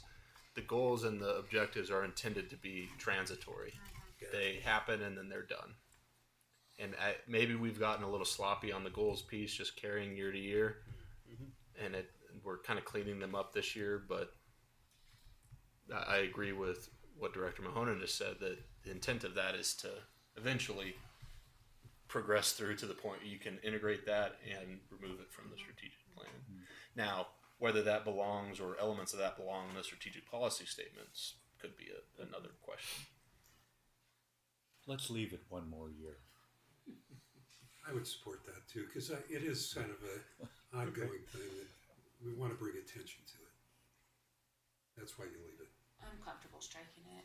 I think if And it's I in would a- say we do well. We teach others how to do it well. I mean, if we can always add, keep, but I think we have to be conscientiously and very intentional about what we can strike. And that's one that Estes Park is known for. Put it over in the strategic, then just move it. Well, we have the community emergencies. We train and prepare to fully and immediately respond to community emergencies. That's true. We're proactive in our approach to wildfire planning and mitigation. And to be fair, we do this at a tactical level better than anybody has said, but you don't see us kicking out a thyra every year. Like there are certain high level things that until the day comes where we can support an emergency management specialist, we won't be able to support a standalone emergency management function. I completely agree, Trustee. Like, yeah, when it hits, we will tactically resolve that. But even the mitigation piece and maybe capturing some of the grants that might be out there that we just simply don't have the emergency management build out of our staff to fully achieve. Maybe I should qualify my answer from a couple minutes ago to say, we could always, we're not there quite yet, I don't think, until there's the day that there's maybe even a position that's shared between the fire department and the police department that's specific to emergency management that is ongoing. So that could be, but that's not in 5 years, or that is, what you said is, so is that something we're shooting for? Like further developing this program? Or are we focusing on other things right now? On a personal level, that would be my vision of the police department and fire department interaction in the next 4 or 5 years, is to come to the board and say, hey, I really think we are in a place now where we have developed to the point that it is worthwhile endeavor for us to somehow partner with Fire Law and EMS to develop an emergency management specialist position that is doing these THIRAs, and I mean, I could go on and on of all the emergency management build out things we could be doing for resiliency and mitigation. But I don't, and again, I apologize a little bit, this is only my second one of these. As it pertains to goals and objectives, I don't think, it would be the question of the hour right now to discuss, is that something we're trying to accomplish through this 2026? Or 4 or 5 years out, when I kind of let the cat out of the bag, I'd like to come to the board one day with that request. Does that belong here under that lens? I would say we come back to this because we've gotten to a level that is very sufficient, if not better than expected for our community. But when that day comes, we need to re-highlight it so we're not saying, well, yeah, bring that back another year. It's not as special as it was a couple years ago. It's not as much of a priority as it is, so maybe we need to drop it and then refresh it when it's pertinent. Could very well be, yes. I won't say anything. I can go either way. You're supposed to be kicking me. The piece of this that the only piece of this that gives me pause is the focus on resilience and recovery. I think the response piece is strong. It's there. We have a good partnership. I think both agencies are very well equipped for response. The resilience and the recovery, there's pieces of that are here. The wildfire mitigation, the flood work that, the stormwater work that Public Works will be doing. But I'm not sure that it has that focus. So I think the question for the board is, do we want that in the near term 3 to 4 year goal to look at the resilience and recovery piece, or do we think that should come back at a later date when that's more on the immediate horizon? I think staff, as long as we don't lose track of this, and Ian and I certainly won't, we could go either way. It's what the board wants to highlight is that 3 to 5 year timeline focus. I think you make a good point. We talk about emergency services, and the training that I've had through FEMA, they've talked about we're mostly across the country. We're pretty good on initial response everywhere. Where things fall down is on recovery. When you look at Katrina, you look at other things, and that planning for recovery, when the first and a lot of it, that's not first responders. No, It's a lot of us. I mean, you guys take care of it. The incident is over, and go back to doing what your job is.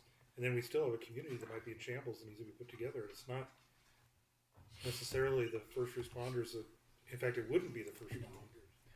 So that does broaden that from just a first responder issue to a bigger issue. Well, wildfires, I mean, we're still working on mitigation and things like that. That's an ongoing thing that we're, funding. Wildfire mitigation. So what are we gonna do about it? How about we say, work collaboratively to maintain an emergency management function that's focused on these things? So I'm not sure I would suggest to the board at this point that our emergency management function is focused or doing much in the way of resilience or recovery. I think those are the two gap areas that. So if you refine that language, I think then that can be a shift in the focus that would be reasonably maintained in our strategic plan. Yeah. So with that refined objective or goal there, it would shift the focus from the response, which I think we have a solid handle on, to this expanded, resilience and recovery. And so then does that belong in, well, it probably does belong in that section, but it's not a police issue, a fire issue. It becomes more of a local government issue to support that. So I think it's a little bit of everybody. Yep. The function is a little bit of everybody. It's public works, it's planning, it's fire, it's PD. It's utilities. Utilities, absolutely. And if I could, sir, CDOT. I'm your emergency manager. Yep. So I do believe it belongs here. Okay. As it stands now, until we build out an emergency management department or unit, it's me. You're the guy. I'm your designated That's emergency enough for manager. me. Yeah. So, Seems good. So, well, as long as then we're talking about it, then is it important that we maintain just Estes Valley Fire Protection District? Because if we're talking about things like resilience and recovery, there's a number. I mean, think about what the Watershed Coalition did after the flood, and all of those partners who helped with those specific. Partners. Yeah, and that's not to say. I mean, obviously, fires Yeah, at the that's very better. top of the list, but That's better. Sure, just spread her out. cool. And I think being comfortable with a little bit of ambiguity in the goals is important, because as those cascade into objectives year by year, that's really where the rubber meets the road. Yeah. Okay, what does this look like in action? Right now, we're doing nothing about this in 2026. And I think that's fine, because there's a lot of other things going on in 2026. Chief Stewart and Chief Kappa will continue to work on the response piece, which is the immediate concern. These other items are long-term, like we know we need these functions. Sounds good.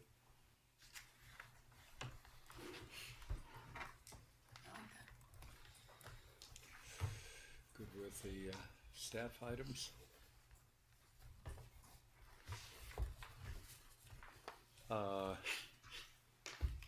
Going on to the board suggestions, Frank, you had that item 1C.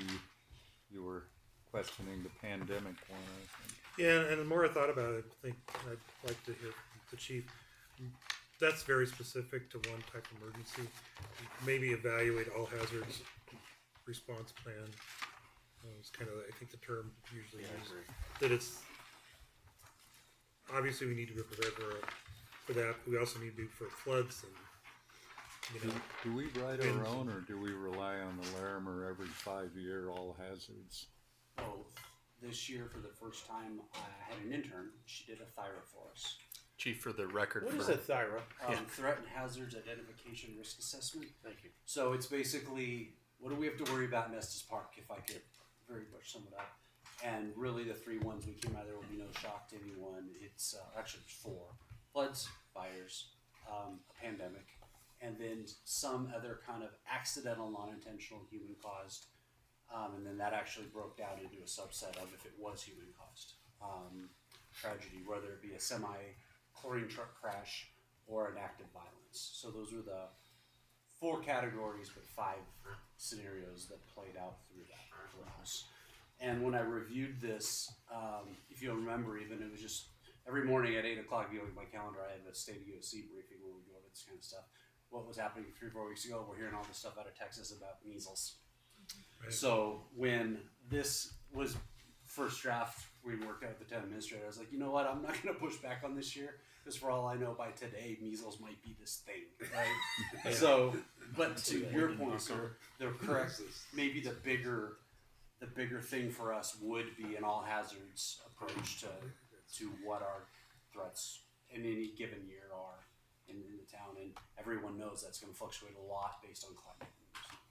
And that would include our continuity of government planning and how that fits in there as well, which is not something that the county can do for us. We need to do for ourselves. It fits into the county-wide regional plans and the state plans, hopefully, but we need something local as well. So I don't know. Maybe all hazards would be good to put in there, and then leave it the way it is. I wouldn't push back at you at all on that, and it's probably better. Like I said, why I didn't push back on it this year, and then. To clarify too, this is a good year because this is the year every 5 years that the county's doing their thyra. So with that one getting done in the fall that I had done by an intern, and now the county's this year, we'll have really fresh good data going into the next couple. So this would shift from pandemic response plan to all hazards crisis, all hazards risk assessment. And the way things have worked, at least in my experience, been if you say you're going to work on a pandemic plan, we'll have a fire, a flood, a violent issue, and a wind issue. And the only thing we won't have is a pandemic. So there we go. So is the goal create an all hazard plan? Appreciate that. What's the goal there? Let me see. Right now it's 1C. It's 1C. It's ambiguous, and you need to be comfortable with that. What's that? It's ambiguous, and you need to be comfortable. Evaluate. I would stick with evaluate. All hazards response planning. Just get that as a word craft right, but evaluate the town's approach to all hazards response training, There you go. planning. Planning. And you know what? I would limit it to planning though. Limit it to, I would not limit it to planning because we probably want response in there also.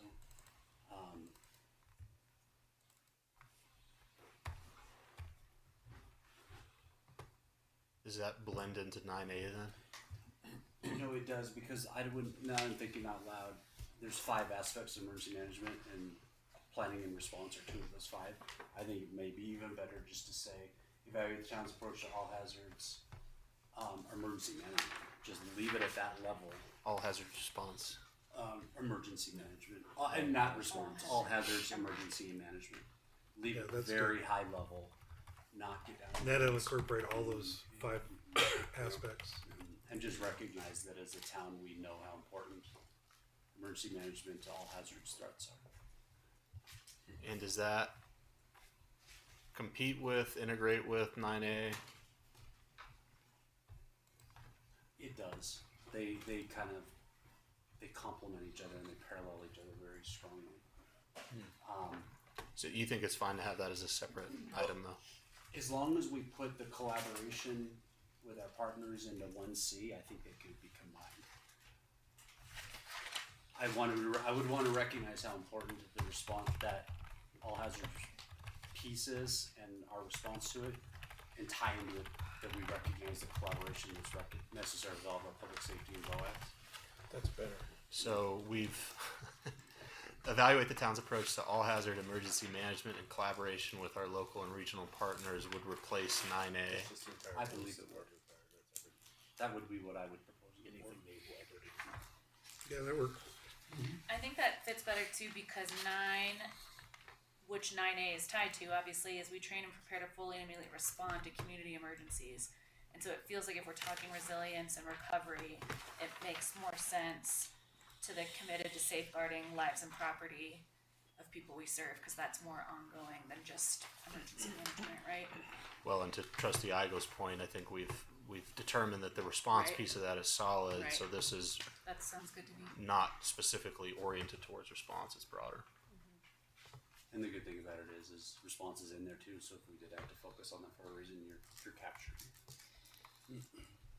Does that fit? That's good. Oops. The next one's Trustee Youngwood. Yeah, Cindy. So, I had down for both 3.A and 11A, because I do believe it belongs in the strategic plan because the funds will go away.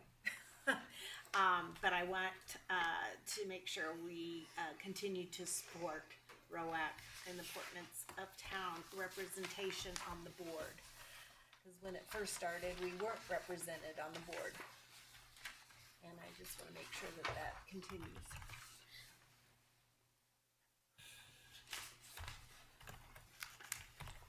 And that would be both under the behavioral health,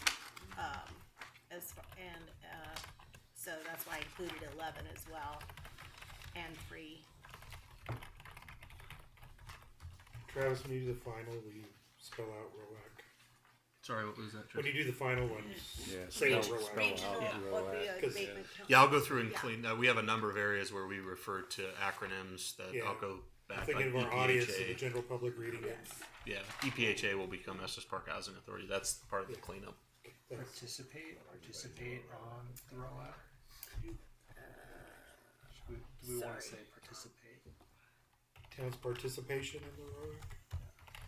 Well, I mean, I know I represent the town of Estes Park on the board, so that's why I was thinking the representation of the town on the board, but participation is fine too. Cause you can participate, What do we say for but you wouldn't be a voting member. Yeah, There's 2 different things you can do. we didn't used to be on it. We used to participicate, but we never Oh, was a then your wording's voting better. member. They set it up without us, even though they were supposed to set it up with us. We joined on. Yeah. Oh, great. Then I like your wording better. Yeah. So that's why I just felt that we need to make sure we're a voting member because working hard to keeping things in this, asking about our schools and things like that up here. That's all I have on that one. Rest is yours. Yeah, I had kind of a little bit of a paragraph there, but just to summarize, Travis knows that I have interest in seeing on an annual basis what progress we make on the green and sustainable goals. There's a lot of them in here. You have 2A all the way through 2F or beyond, and all the climate smart, future ready, all of those different things. I know there's a lot of actions happening, and I want to be able to have that information. That doesn't relate. That doesn't need to be an action in here. That's just something I'll work with Jason and Travis on, so that I have that information and in my own way can publicize or say, hey, look what we've accomplished. But the one thing that is not inscribed in here is the interaction on the environmental stuff. The whole VEP, ecotourism, environmental tourism kind of thing. Even though it's a good part of their operational plan, we don't have anything in here that really says when a tourist is planning to come here, or is on their way up here, or is coming into town, or is in town going to the park, or getting ready to leave, how do we raise that environmental awareness of our visitors and our guests?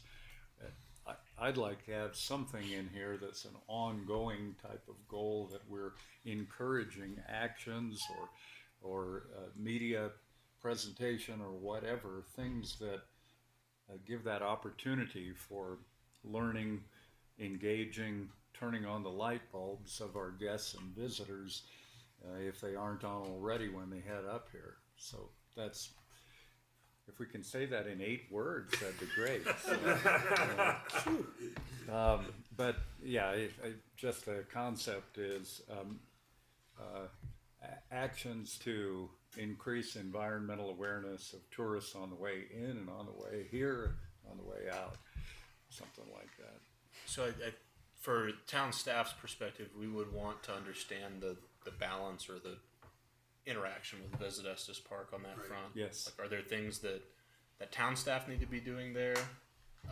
Or is that something that we want Visit Estes Park doing more of, and where that lands? Yeah, and we won't define that here, but You could put encourage Visit Estes Park to do those things, right? Could it be similar to how we phrase the post office one, of something like, I keep thinking advocacy, but where, yeah, it's something where we obviously don't have control over that, but we find it really important and I like advocate. Or could be Visit Estes Park's a strange one, because at the end of the day, you do have control over that. Yeah. It's an indirect control with appointments to the board, and right. well, direct control through appointments or the approval of the annual operating plan. You could use very general language, support Visit Estes Park's efforts to communicate the importance of And I think that's good sustainability enough to for now. A visitors. general statement like that is sufficient. I think that also then gives staff some flexibility and interpretation if it comes to things like event signage, or how we're handling trash or whatever it is, wayfinding, that kind of thing. Yeah, at some point it might, in addition to support, we might want to more actively encourage if we don't see that there's enough happening there. But for now, I think that's good to get the placeholder there. And there was one, oh, you already got it, Cindy. We're right around 3, which is where we were supposed to be at these 4. Well, I have an objective, yeah. Yeah, but before we get to that, do you guys want to take a break, or are you okay with just continuing to roll and just get up and take breaks as you need to? Or Now that we have functioning bathrooms, I think we can just take a I break want to when we need to. experience. Yes. I want an improved guest experience. do we want a 6-minute break? Sure. What, Okay. do you want to finish just this one? Oh yeah, Yeah, okay. I'd like Cindy, to. go ahead. Okay, I would like to put as an objective, 3.8.1. Oh, yeah. I would really like to encourage the schools to continue participation with opportunities funded by ROAC.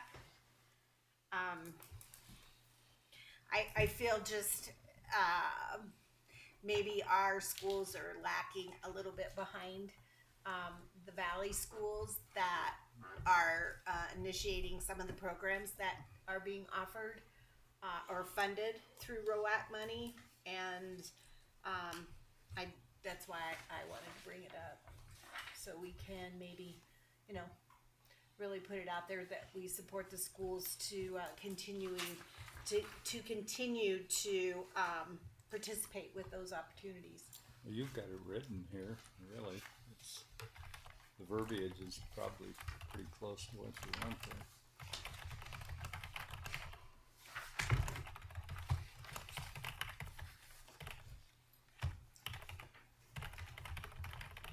And I know there's Is more it to continue to participate, or is it to? they are participating, but they're not. They're falling behind, and they're not participating to the level because I think of staff shortage.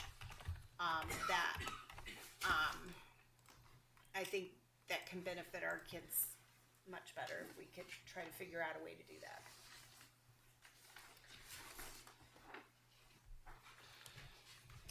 Other board items. Okay, we're on break. For Sorry. Oh, that was so close. Really quick, Cindy, what do you, sorry. What do you envision that, so when we look back, when Travis reports to us the accomplishments of the strategic plan, what do you envision that looking like when, is that, would we accomplish that by like a joint meeting with the school district board? I'm just curious, and maybe you don't have an answer for it yet. I don't. I would love to have recommendations on how we can just really support them and encourage them to be creative in how they can. They're passing up some opportunities and that I think are really valuable to our community and our school. And I mean, I get it. Staff shortage, or maybe I don't know if it's interest, or maybe it's I'm not. The feedback I got from the different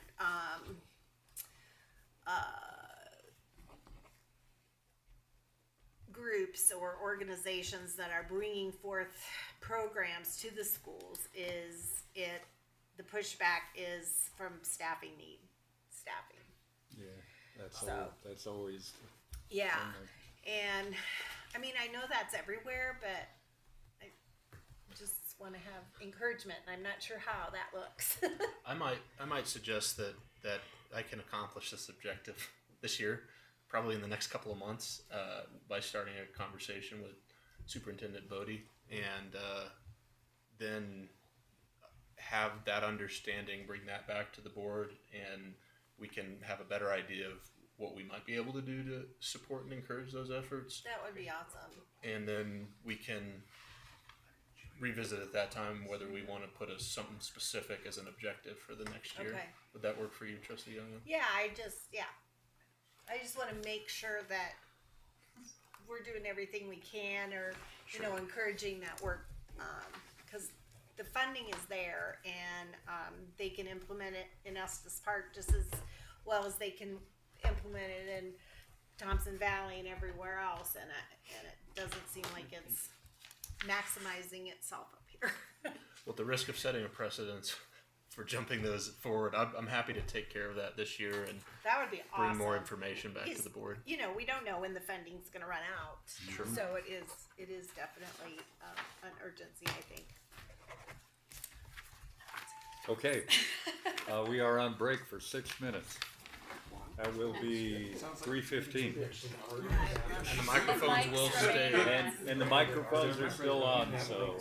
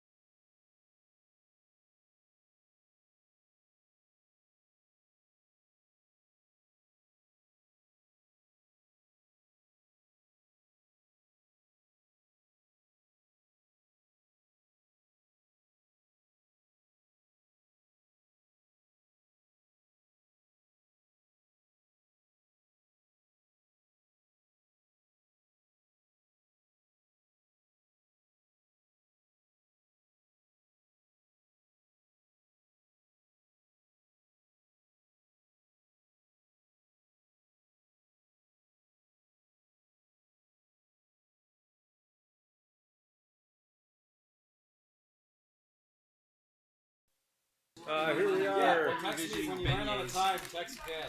We are back in session. Boom. Here we go, and we're on to robust economy. Robust economy. So this is one of those that it's important to note that just because there's nothing in this column does not mean that there's nothing happening in this area.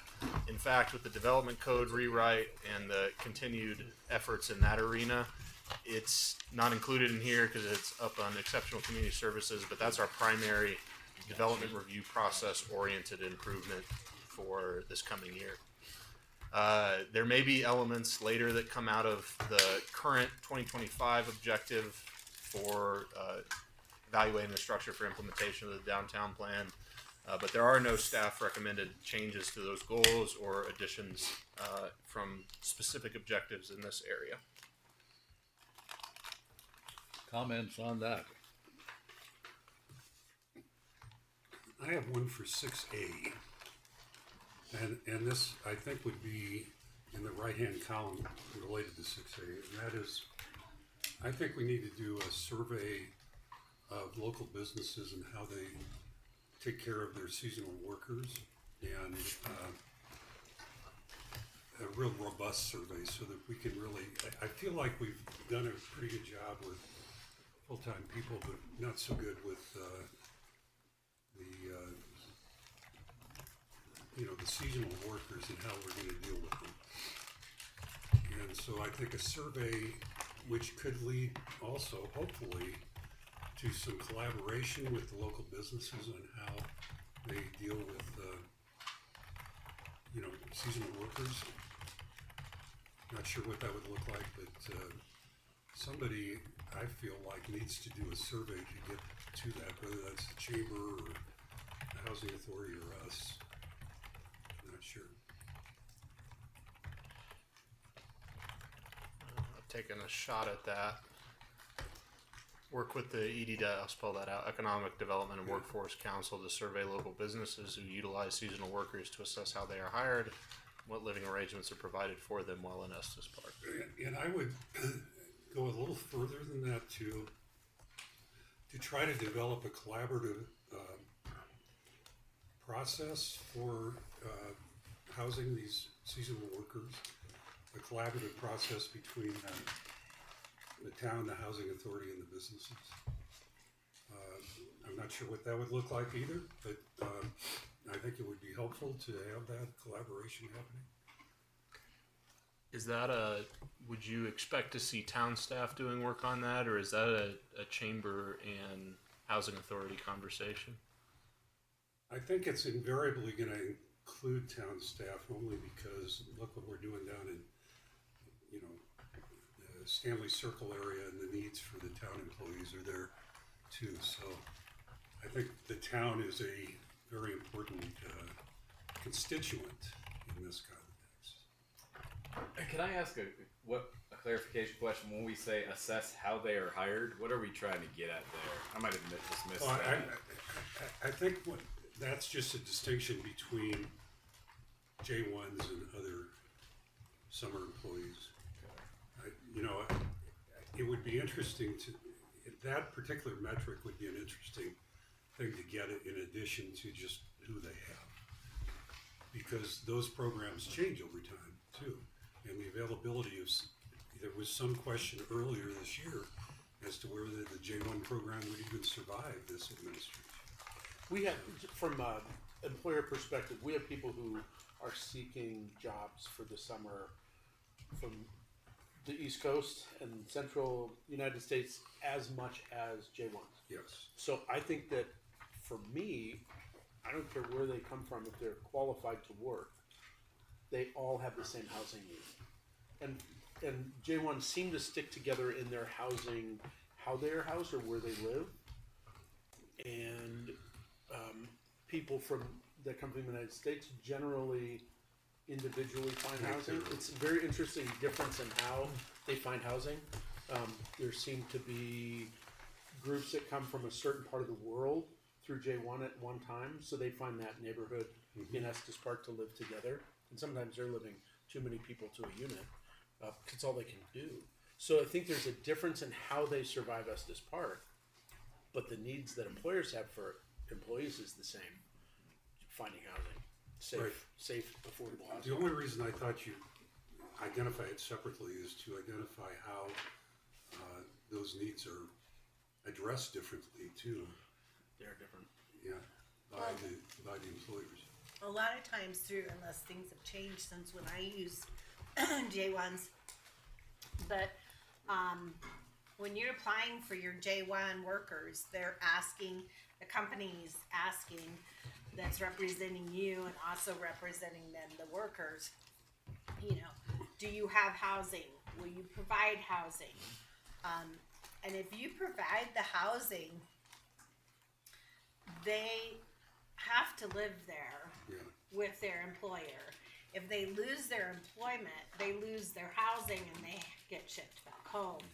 So that's one of the difficult things, because these students don't feel that they can speak up if they're having mistreating treatment or not getting paid or living conditions are not good, because if they bring something up, they're going to get fired, or they're even threatened with that, and then they're scared to you know, what am I going to do? I'm here for the summer. I came to make money, not get sent back home.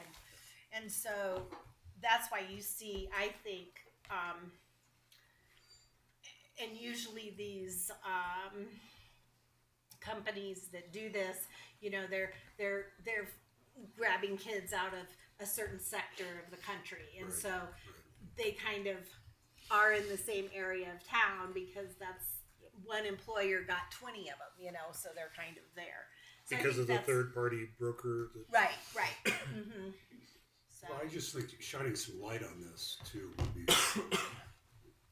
because I just feel like we don't really, as a community, have a good handle on how that is done throughout the community, and you know what needs to be done to improve upon that. Like, as you point out, you got to complain about your living arrangement, and you're J1, you may not say a thing. So, you know, I just feel like we ought to involve ourselves in that deeper than we have. Could I suggest maybe changing that language to just saying to assess how they're housed and maybe what opportunities, you know, for improvement there could be, or something like that. I'm talking about the one above that. I think that these are going to get. I think this one will replace the one above. Just the language that how they are hired. I understand now what you're getting at, but I think somebody looking at this would be like, "What do you mean they apply for a job?"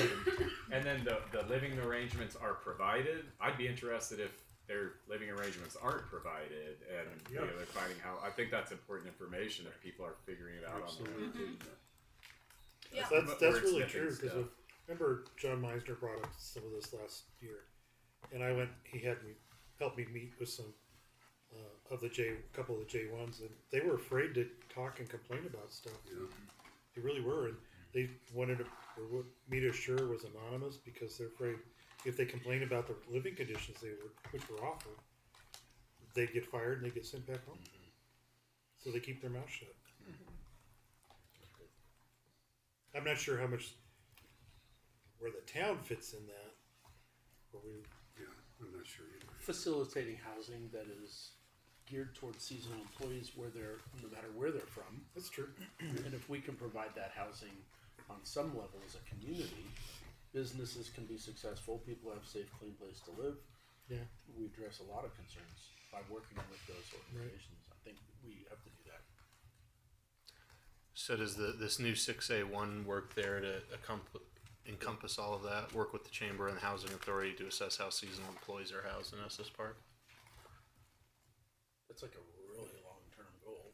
Well, the only thing I would say is I think a survey is going to be essential to it, though. So I don't know where you build a survey. That could fit in there. Because we don't know what we don't know. We know these anecdotal stories is all. But it's really up to the chamber and the Estes Housing Authority to decide how they want to figure out that, right? Yeah, I think that's right. And Trustee Brown and I can work together on Yeah, that because you I'm and I particularly. on the chamber board as the ex officio, and we're both on the EDWC board. I mean, I think it'd be interesting to see, how many employers out there do house their employees.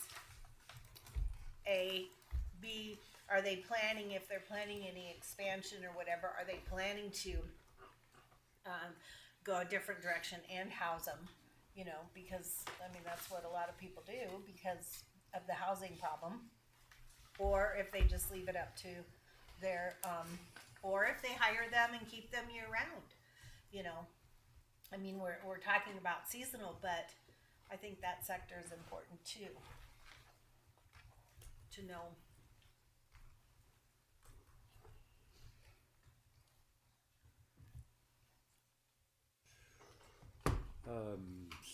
Anything else on the staff goals or objectives? We do have a couple items here. 6A, Trustee Lancaster, you had a comment on there. It's more of a structural thing, but we kind of have housing in a few places, and I don't know if we want to try to get. I understand what housing affects robust economy, as quality of services, but it also is way up in the top. And I don't know if there's some logic to having all of our housing goals together.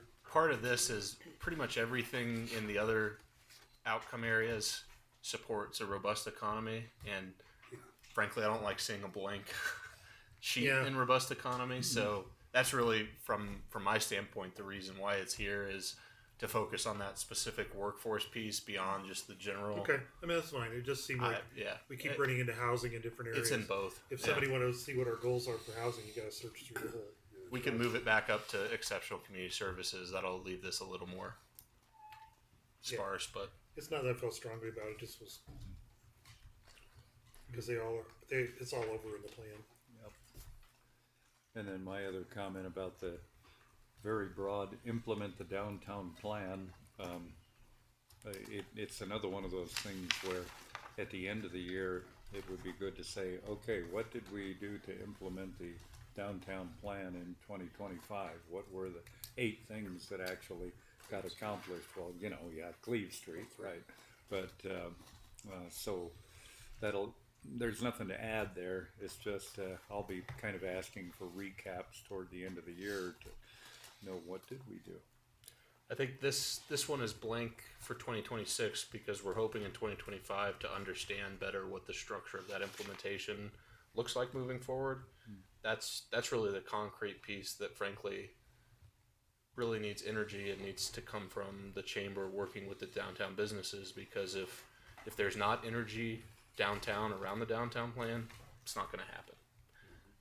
So we want to get that right, and that will lead into what the town can do there, because I do want to note that it's not solely the town's responsibility or our even our authority, quote unquote, to just go and bring this into the downtown core. This has to happen in partnership with downtown. Yeah, and you've got active groups, obviously, between John Cullen's stuff, between Whimsadoodle, other kind of things that are happening. So there certainly are engaged groups. A possible component of this, I mean, the downtown plan envisions a relocation or reuse of this property right now, and that's part and parcel conversations we're having about the police department facility and things like that. So if there's a sense that we want to add something in the far right column there, we could add something along those lines. I don't know what the wording would be there, but that's something envisioned in the downtown plan, and definitely something we've been talking about as part of the police department relocation. And it's not just shop development and street development and West Elkhorn and all that stuff.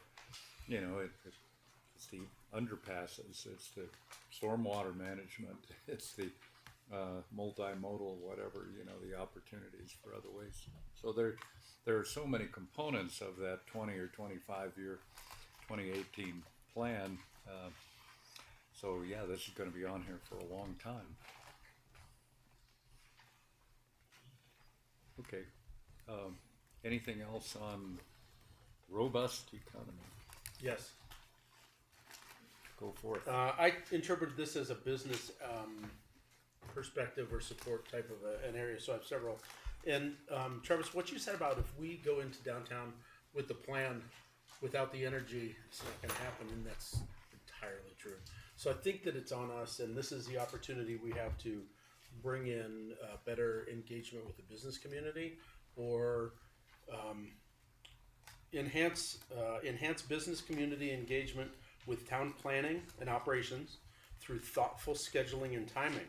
So timing of meetings, meeting schedules, encouraging participation of, if you want to hear from people, then you look at what those people can do and when they can be involved. We have some meetings that are middle of the business day, and we have 50% participation of people who we want to hear from. So do we need to change the timing of those meetings? I think that we have an opportunity to engage, but we have to look at what they're able to do. And I think some of that goes into another point, and see if you can pull anything out of this. There are several points, but recognizing mom and pop business are as valuable as big chain stores. If we didn't have the 5 individual, unique, eclectic, kind of out of the ordinary stores, do we want to lose that, or do we want to gain a big national retailer? What's important to our community? Is it that individuality, or so? I think that we need to recognize and try to work with those. I think that we do a good job considering business support by the town through licensing, code enforcement. There was a change several years ago to the business license fee that was very well received by businesses. And if you don't make it by the timing, then you have to pay what I feel like is the regular price. So that feels like it was a very good move, a very positive gesture toward business. And I bring that up to say, if there are things that come up in the future or on an ongoing basis, I don't know what the demands of businesses are of town, but we talked a little bit about town hall hours. If I work from 8 to 5 and you're open 8 to 5, well, I'm never going to come to the utility window. So do we open 7 to 6, and we give some flexibility to our staff to say you can work the early shift or the late shift? So maybe we kill 2 birds with 1 stone by accommodating our customers' needs to enhance the robust economy and helping out with people who work for the town and creating an environment that might be more attractive. The other big thing that I have, and I'm not sure how this fits in here, other than for the town as a body to recognize we have a very unique business community, a very unique economy. If you don't save in the summer, if you're a retailer or whatever, you will struggle and suffer in the winter. So I believe there are utility payment programs that allow you to stretch the bill, so that is one thing we do already. But recognizing that businesses are at their max for a certain part of the year, and they have time to maybe be on a planning committee in the fall or the winter. And if we can make that schedule work for the people we want to hear from, we will probably have a richer, more robust economy. That was like 4 things in one speech. Trying to get right out of the limelight here. I think there are a lot of opportunities both in the goal section and the objective section that can be parsed out of that. I'd maybe suggest that these sort of broad categories, if those are generally aligned with the board's thinking, we can bring back some more specific wording and just highlight it when we bring this back to the board for consideration. What I heard was enhancing engagement of the business community through thoughtful scheduling and timing, and that may even get more broad, just enhancing engagement. That could generate specific actions next year, recognizing the importance of those small mom and pop businesses and how to support the eclectic mix of business, and then evaluating expansion of town hall hours through potential schedule changes, aligning with needs, aligning with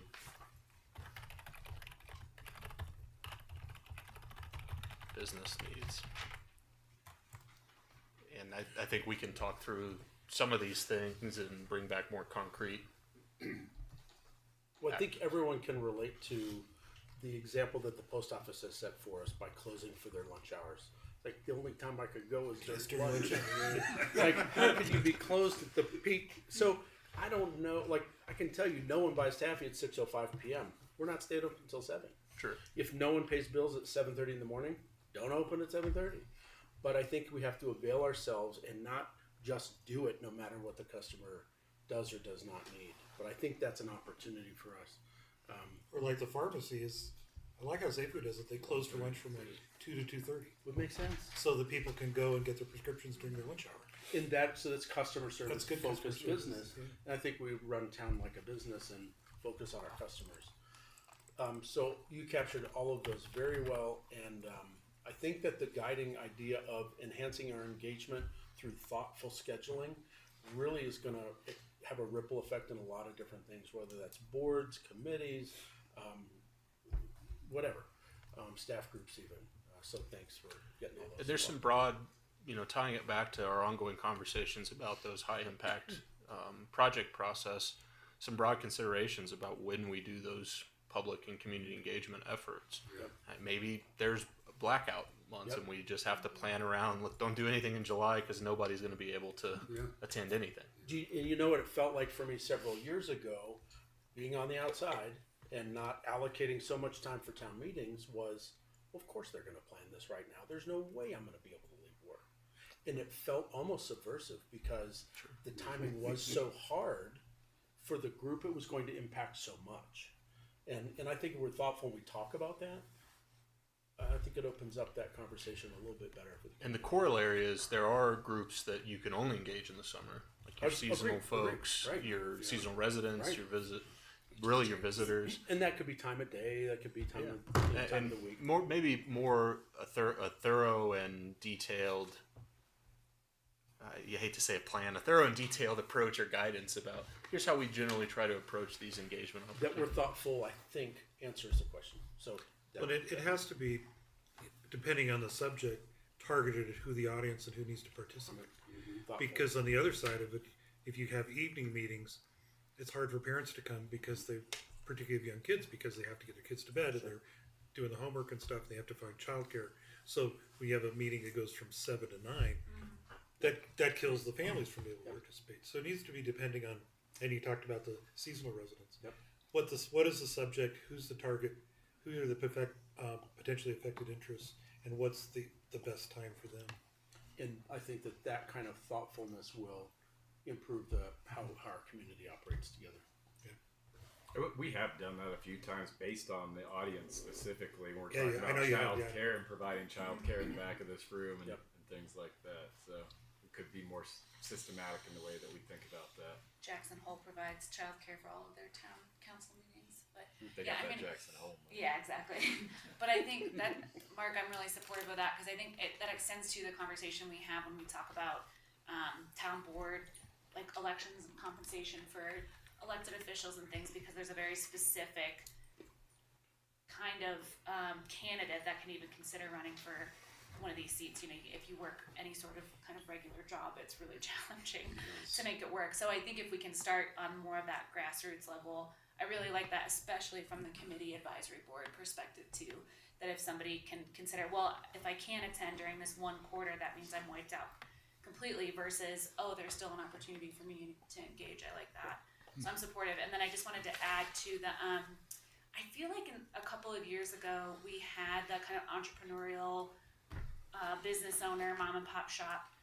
I feel like there was something that we had in there, but in particular, we were relating it to the Economic Development Corporation, which obviously is now EDWC. So I'd love to see if there's, how we can support the eclectic mix of business, if that would be a partnership objective to ensure that we're either piggybacking or lifting up some of those efforts that may already be in place. I think that timing issue, back to that one, also applies to our trustee talks. Yeah, maybe we should look about moving those around, some in the morning, some in the afternoon, maybe some evening ones. Well, there's I think we've done 5:30 and then there's 10. Yeah, but 5:30 is pretty tough if Yeah. you're working. But there, yeah. Yeah, maybe we Usually should have that's on some that are at Thursdays. 7. Or 7 a.m. Yeah. I'll take that one. Anything else on the those. Thanks, Mark. Good I have one input thing. from Trustee Igoe. Finally. I would like to investigate what Lions does for seasonal businesses. My understanding is that they have some sort of program, and how it's funded, I have no idea, but they can loan money to businesses during tough months, during the off months, that gets repaid then in the summer months. Who's that through? I don't know. I just heard about it, and it's. I suspect it would be very, very difficult for Estes Park to do it, and it would probably require adding staff. And I'm not saying that I necessarily want to do it. I want to understand what they're doing and how that might or might not apply to us.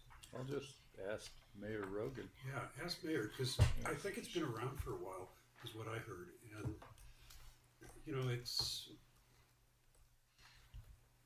we're at a much bigger level in Estes Park than they are at Lions. So what might work in Lions might not work out here because of that. So I'm just curious about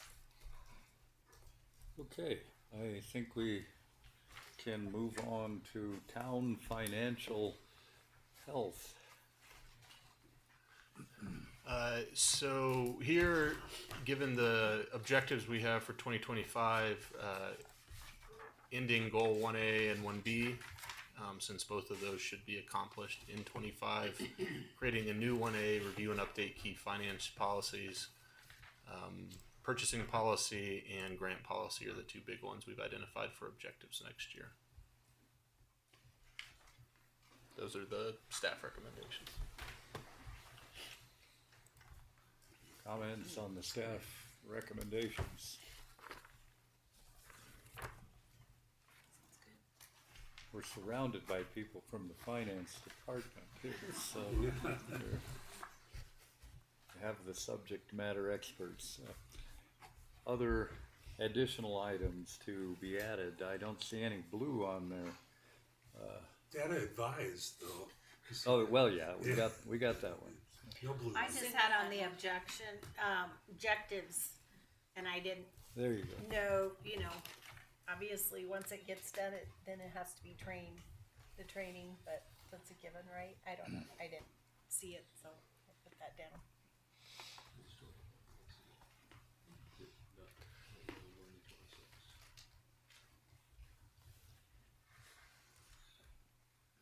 Director Zimmerman, do you see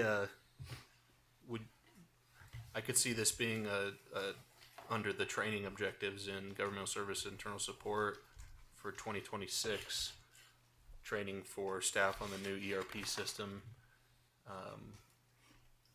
Yeah, I could see that. Yes. Yes.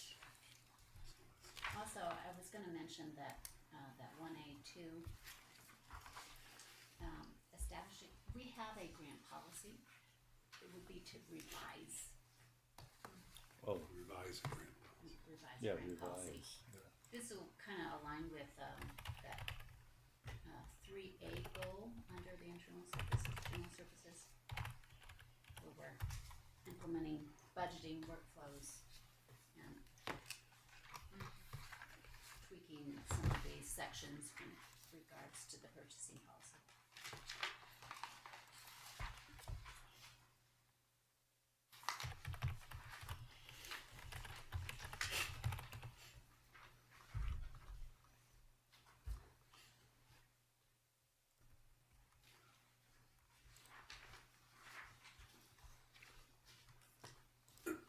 Other changes or additions? My only question is, are there ongoing issues with incorporating the housing authority into our financials that need to be addressed, or is that just all done now that we've had to put them in our financial?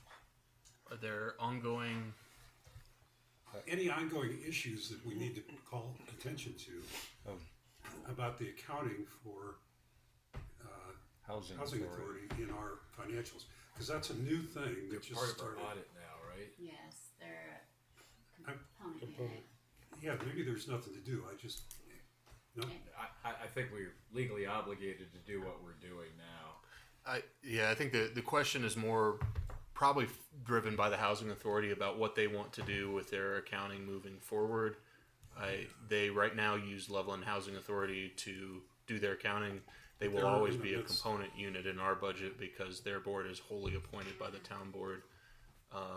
And I think there's probably ongoing conversations about what those accounting relationships look like moving forward. Right, I think that is definitely ongoing. Yeah, Okay. We're good. Let's move on to transportation. I do see a pretty good list on this one. So.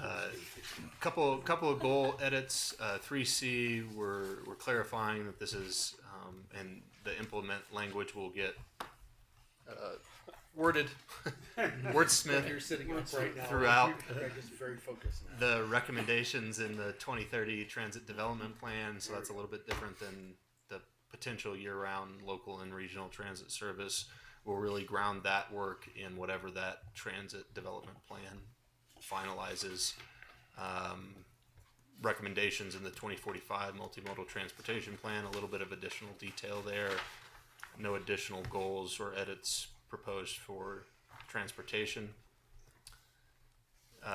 We have in the objectives, construct the first phase of the 34 Highway 7 trail reconstruction projects, complete the reconstruction of Old Ranger Drive, complete the reconstruction of Old Man Mountain Lane, that portion of 2nd Street that we're having to push out until next year, 2026, from a budget standpoint. The Visitor Center parking and transit improvements, if fully funded by the Senate Bill 267 grant funds. Designing the multimodal trail on the south side of Moraine from Davis to Marys Lake Road and seeking construction grant funding.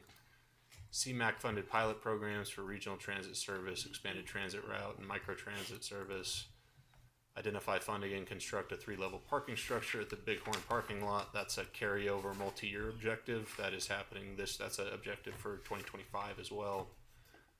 Seek funding to construct the Community Drive multi-use trail east of Community Drive between Manford Avenue and US 36 and the north side of Manford Avenue east of Community Drive. And then construct the Fall River Trail final segment.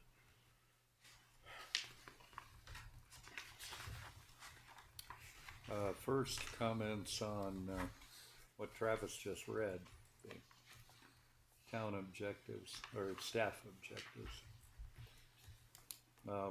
There's an awful lot of blue listed in here. Just questions. So, but if those are relating to those items, Bill, why don't you take those? Okay. I didn't know, okay, 1A1, multi-year objective. I don't quite understand the various phasing of those projects. And are we still in the first phase of them or later phase? That was my only question about that. And then you're pretty specific on Old Ranger Drive and Old Mountain Lane. But I'm wondering what other new projects are out there and whether we should address chip and crack seal maintenance of any. That's a major contract that we have. Well, there's a lot of it. The announcement just came out a couple days ago, of course.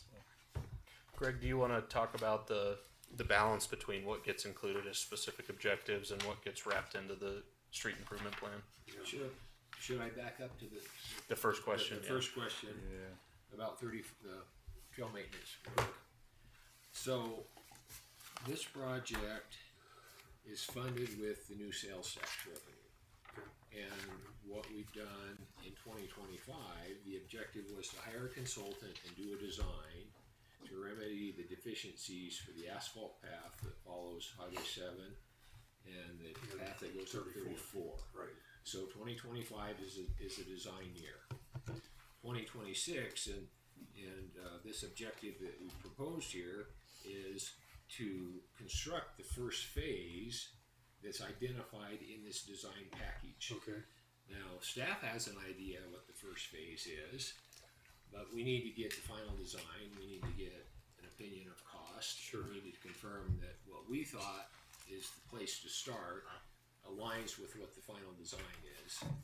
And so I didn't identify the phase limit specifically. Oh, that's I fine. can if that's helpful, but Yeah, I'd rather wait till we get the design, and the consultant may see something and give us a recommendation. Don't start there, start over here instead for this reason.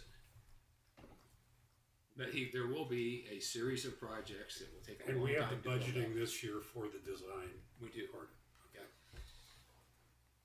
Yeah, we have an objective. But we're also going to build the first phase No. in 26 Yes, in 26. Okay. So the objective in 25 is design. is the design. Right. And then the related objective in 26 is build the first phase.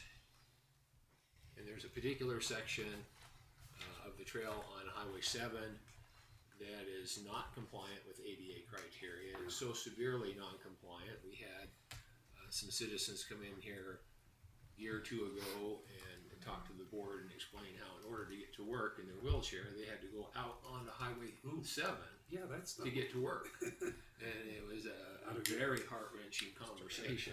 And so staff feels that that would be the first phase that we would want to remedy. Which is kind of in the middle and not like at the Yeah, starting point. it's not one of those logical, But it's- start at one end and Right, progress. right. But it's logical from a It's service from a needs and perspective, an yeah, impact yeah. perspective. Yeah. and the chip and crack sealing is just kind of an ongoing, every year we do some of that, right? That's correct. So I'm not sure that's necessarily appropriate for this because it's incorporated already. And that's been our perspective as well. We have not ever, to my knowledge, identified our chip seal and crack seal projects Right. specifically in the strategic plan because it's part of a larger program. We look at the network each year. Yeah, it fits. And every winter, about typically February, we come to the town board and we say, here's what we're proposing to do in 2026. Just implementing the 2A 80 or greater pavement condition, basically. Yes. Okay. Now, having said that, we take a slightly different approach to another component of street maintenance, and that's the roads that we overlay or reconstruct. Right. And we feel that those are much more impactful, and there's interest in the community. You know, people are often calling us saying, when are you going to do my street, or will you do my street next year? And so we felt that there was value in identifying to the town board in the strategic plan what specific streets we're going to do the major overlay work or reconstruction work on. And that's what we've done here with 2A1. We're going to reconstruct Old Ranger Drive and reconstruct Old Mountain Lane. And so we'll have another one next year for the 2027. Correct. And every year going forward. That's Yeah, the it's helpful pattern to that we, identify them, I agree. all right, so if you like, I can just continue through. I have a copy of the blue comments here. So 2A3, we're proposing, we previously thought that we were going to complete the reconstruction of 2nd Street and 1st Street, and it was, I think the objective for 2025 had the whole neighborhood. Right, that's what I thought. That was the plan. It's not happening. It's not happening. Okay. So we are going to finish 3rd Street, Northport, Southport, and then we're proposing to come back and catch 2nd Street in 2026. Okay. And then 1st Street, So we're going this to come is back totally in 27 appropriate. or later. And this was based on condition of the road and internal evaluation of where should we spend the money on these major reconstruction projects. Can I ask you about that, the reclamation district? Is that standard to finish the streets the same as what happened on 4th Street? And No. I realize 4th Street was an award-winning design, it was amazing, but it was also somewhat It is confusing. not- So it's it's not not gonna the- look like that. It's not the template for 3rd Street and 2nd Street. Okay. For any other streets actually in that neighborhood. Okay. 4th Street's different. It carries a lot of traffic. It's primary access into the events complex. Okay. We had a lot of discussion. And of course, as is so often the case, some people wanted parking on the street, some people did not want parking, and so on. So Okay. the short answer to your question is no. They will not replicate that same cross section. Okay, 3A1, Trustee Brown had asked this question earlier, and it's repeated here, kind of wanted an explanation of what's going on at the visitor center, what are the benefits. You know, I think you expressed some surprise At the cost Yeah, of the design effort there. So what are the benefits? The motivation for this project is to address conflicts between PEDs, cars, and buses, transit vehicles. So right now, and for years, that site is operated where the buses come in the west access, drive up along the visitor center, load and unload. The Rocky Mountain Transit or the National Park hiker shuttle goes around the corner and they load on the east side of the visitor center. Then all of them typically leave out the east access. Right. And so that routing generates a lot of conflicts between folks who want to utilize the services in the visitor center. They park, they come across the driveway, so they have to interact with the buses. Their cars are backing in and out. They're also interacting with the buses, so there's just a lot of conflict. So this particular project is funded by transit money, and the design concept that we have right now separates the buses. They are no longer going to be routed through both accesses, but their ingress and egress will come through the east access, and we're going to have a separator in there where the buses come and generally occupy, load, do their thing on the south half of the parking lot that's on the east side of the visitor center. So thank you for tracking with me. Yeah, I'm tracking here. entirely with you. Yeah. Yeah. And does that east exit, it's not exactly right at the stoplight, is it? It is not. And that's There's more discussion to come on this. Yes, I'm sure there will be on that. Pretty good conversation. Yeah, okay. Yeah. All right. And so the workaround in the interim is the buses generally will be routed. They'll come in that east access, load, unload, and when they're coming out, they're going to make the right, weave over to the left turn lane, use the signal at Steamer, make the left on the Steamer, make the left on the Steamer Parkway, and continue with their routing. Oh, okay.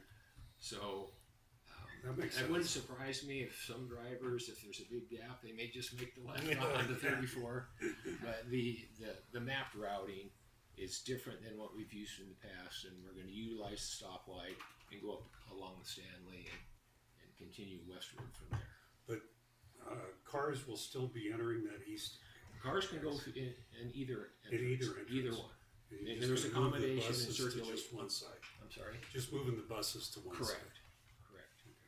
And so by putting all the bus activity on the east side, we're greatly reducing the opportunity for PEDs to cross anywhere a bus drives. That's very true. And one of the things that surprised me is in item 3, pedestrian safety was taken out there, and I don't see it in any of the left-hand column items.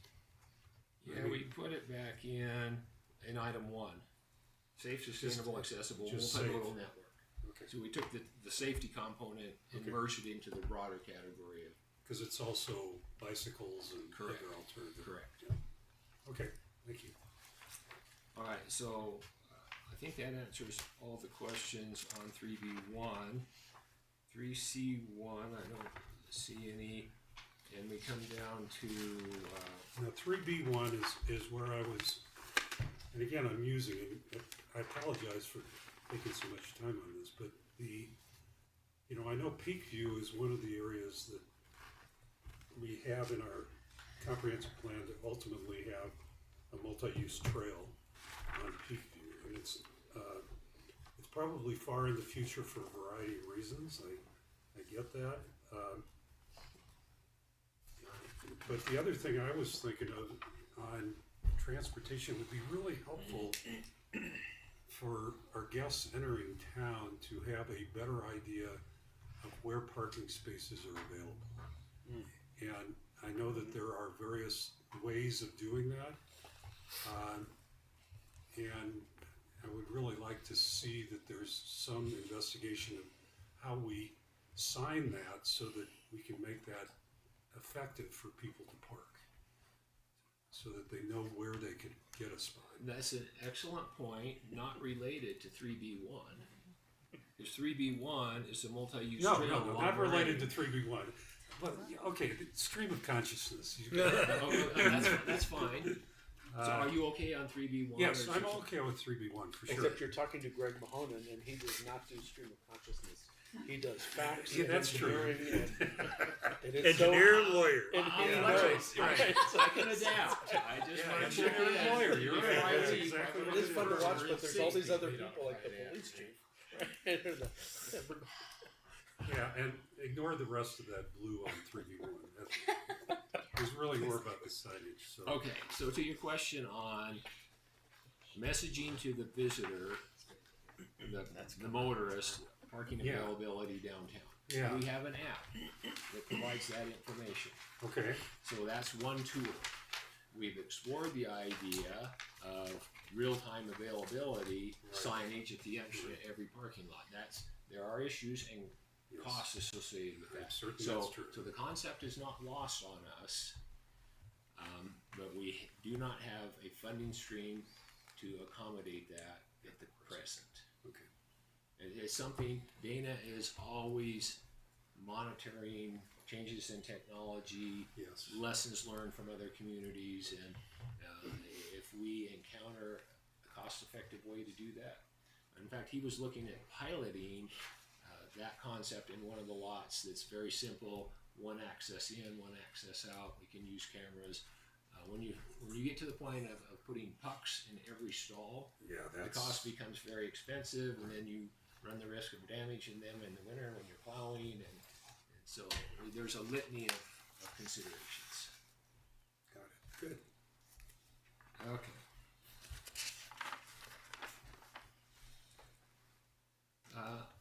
The last blue comment I see in the objectives is labeled 7A. I'm not sure what that links to, but I'm assuming that this was intended to be This is the directed towards the Bighorn. Bighorn parking Yes, structure. very much. Okay. Just so- to keep that in, Frank suggested this when we were talking about it, that we make sure that that's part of the design, that it can be repurposed. The short answer, done. Good. We had that conversation prior to finalizing the scope for the design contract. That language is in. Okay, it's in shut me there. up. All right, so that's Trustee Brown's comments, and then on the handout, I see a number of additional comments. I think, yeah, let's make sure first that we've got, because Trustee Brown's comments were specifically on the staff recommended goals and objectives, so I want to make sure that we can complete board conversation on those, and then we can move to the board suggested items that sort of blend in there as well. I have some. Yeah, go ahead. Do you want to go first, Cindy?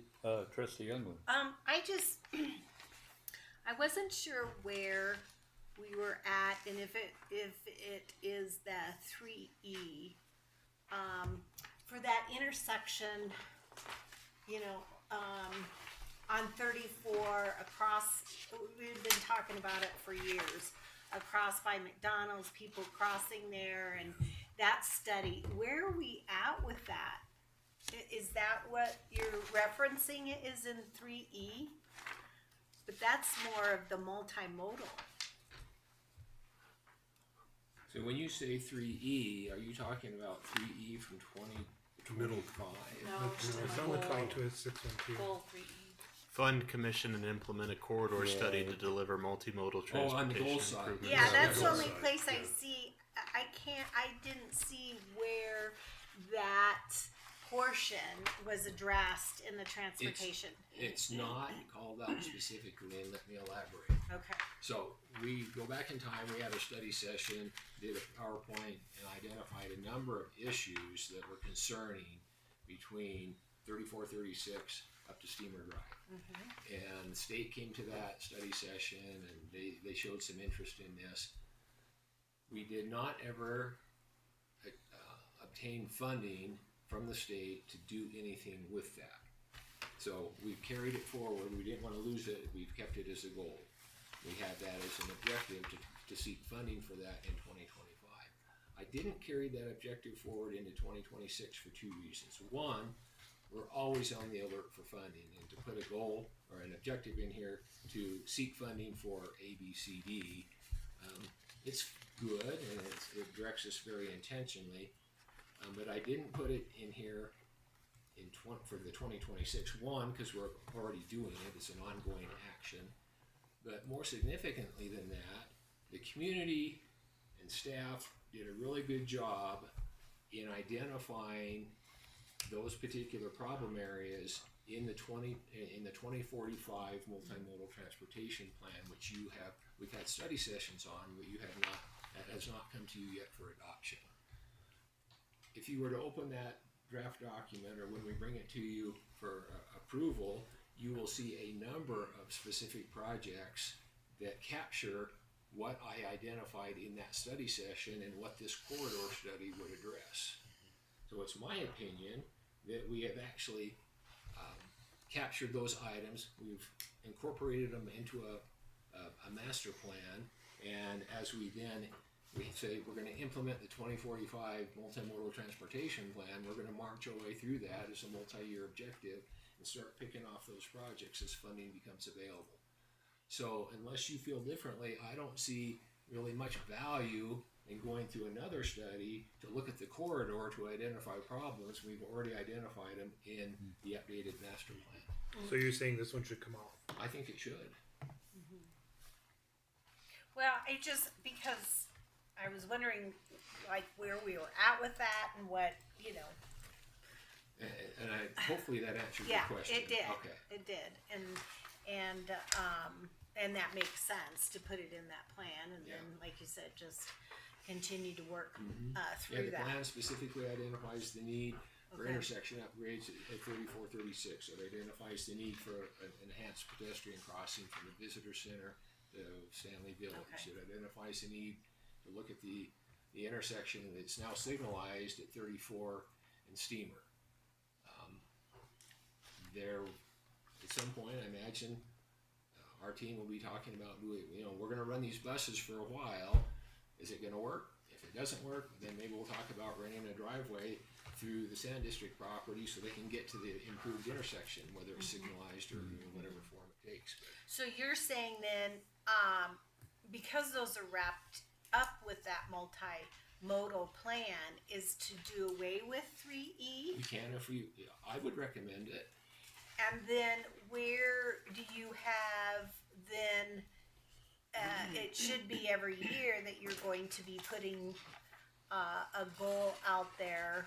Right, so that's our proposed goal 3D.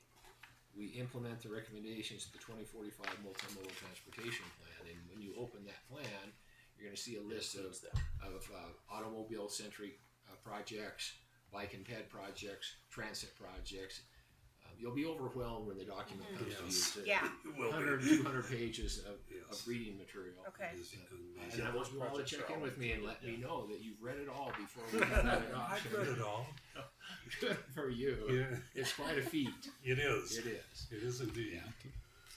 Okay, so so that's 3C? 3D.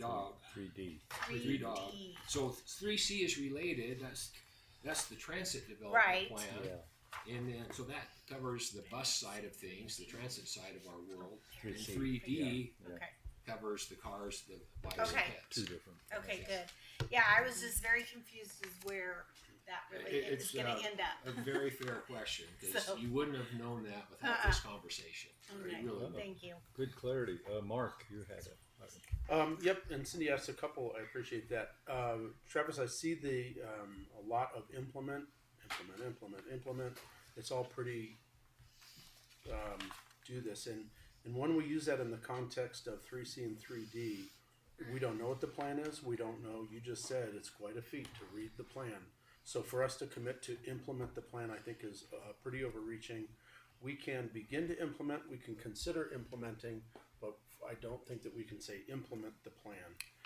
A lot of the questions that were just asked are included in that plan. It is comprehensive and it's very good information, and you'll be very excited to see, hey, they are paying attention to this. So that group has done a very good job putting this together. Yeah, got to change that. But verbiage. implement is too much of a commitment, I believe. That specific one, I think, is a quirk of knowing this plan is coming, and then trying to figure out how to word it in there. because it's not an approved plan yet. It could Begin- very well get to the board level, and they Right. could say, Yeah. you None all of could it, say, no, we don't want to do that. So Well, we can but couch it The in that. language could be, well, our strategic plan is to implement this plan that is before you for approval. Yeah. That feels like we're obligated.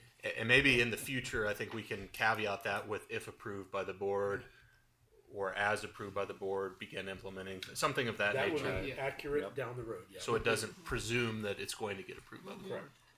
The context of this is, this will not get adopted by the town board until fall. Probably third The challenge quarter, is the fourth quarter. provisional operating plan. The provisional strategic plan is what drives the budget process. So So understanding that adoption of the strategic plan is later in the year, and when I wrote these, we were anticipating that we would have the transit development plan, the transportation plan, both in front of you next week on the 22nd. And as I dove into it and started cross-checking comments against responses, I said, no, it's not, we're not there yet. And so it's going to be June, but still, I would expect the board will take an action on those two plans before this gets adopted. But in reality, it's an iterative process. It's not a linear. We do this, then we look at the budget, and the budget would modify this. Yeah. And it could go back and forth until we adopt both at the end of the year. Because there's a lot of prioritization you have to do. We just need to remember Because this it's so conversation when the presentation, and I'm scratching my head in 6 months thinking, did we agree to do that? Right, Yeah. because I won't come back and read my notes or remember as fresh as it is. So this language is important. I think it's a valid concern that it should be a snapshot of what we know at the time it's produced, and it can get updated through the year as things are. I can see how it's perceived as, well, you know, it's for next year, and it's coming to you now. It's in there now, and if someone looks at it and says, well, it looks like they've decided to do this before the thing has come before the board. So And that's where I scratch my head. It's Maybe different perceptions. possibly implement. Right. Do it that way. Well, I think a good model is what the MPO does with the transportation planning. When their transportation planners regionally put together the plan and it has everything in it, all the everything bells and whistles, and then they do a fiscally restrained plan. So they pull it back based on what they can afford to do, and in the end, the fiscally restrained is the one that's adopted. Right. But you start with a big thing, and then you say, all right, well, we can't afford to do all those. Now we apply the budget to it, do the fiscally restrained, and that is the actual implementation plan. If that was the way town did business, that sounds good. There's been gray area before. Yeah. So I'm just trying to clarify now so I can remember later. No, that's good. That's I have very a good. couple other questions on terminology. When multimodal transportation is used in this document, what transportation modalities does that include? I know, but I want it to be part of the conversation. You need to say it. Because, well, I do, because things have changed in the last 2 years, and so that's my next point. But what does multimodal include? Cars, and then when I say, can I say motorized vehicles? Sure. I mean, anything that goes in a travel lane, cars, bicycles, which includes human-powered and e-bikes, pedestrians. Multimodal it also broadly includes micromobility devices, scooters, wheeled transportation tools. Those broad. So the next question I have is about that. That is, if 2 years ago, we couldn't have imagined how heavy and fast a bicycle is today. We might have imagined it, but we wouldn't have believed it. And I can tell you from driving down any highway or street, you don't see them coming. And they are a completely different animal. So we're not creating these plans for human-powered, lightweight, easy to ride, responsible machines to transport. We are talking about motorized vehicles. But we don't have anything in here to specifically address the changes of motorized vehicles and the impact on our community.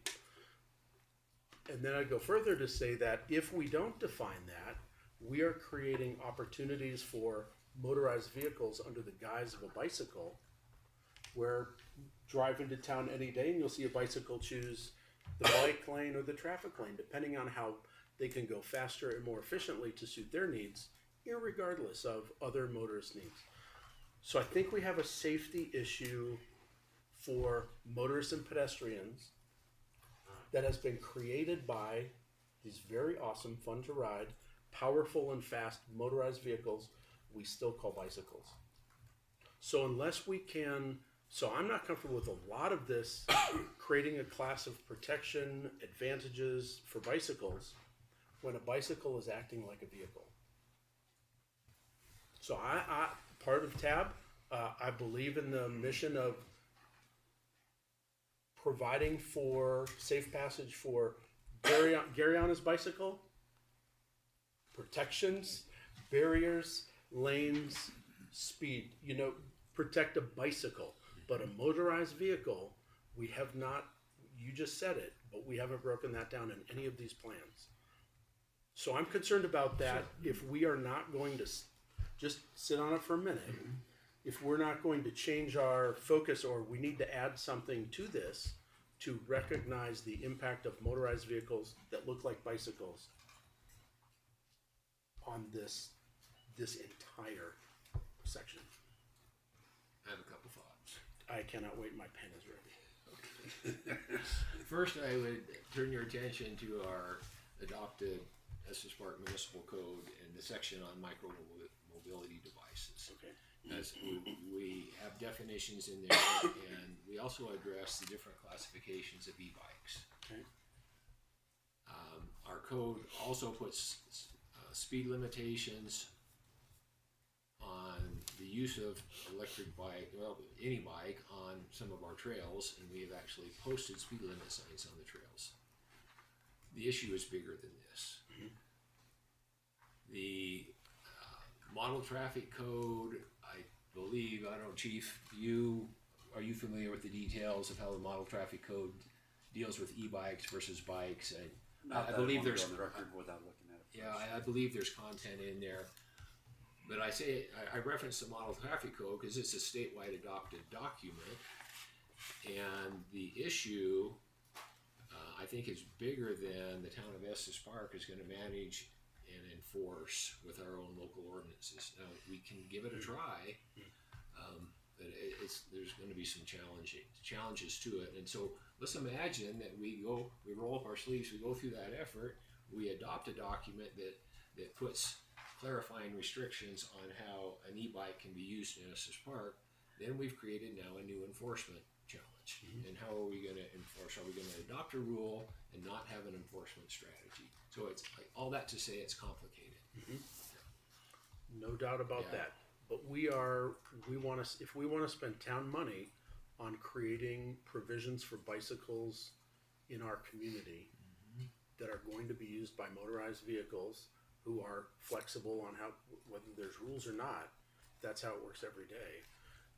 Yeah. I'm going to be reluctant to spend the money on providing that when I have to be twice as careful driving a motor vehicle, following the rules, because I think we're creating a potential conflict, or worse, the one time someone is killed or is charged with a crime in this situation that we as a town have now funded. Is there a goal or an objective that we could formulate? I think that we have to.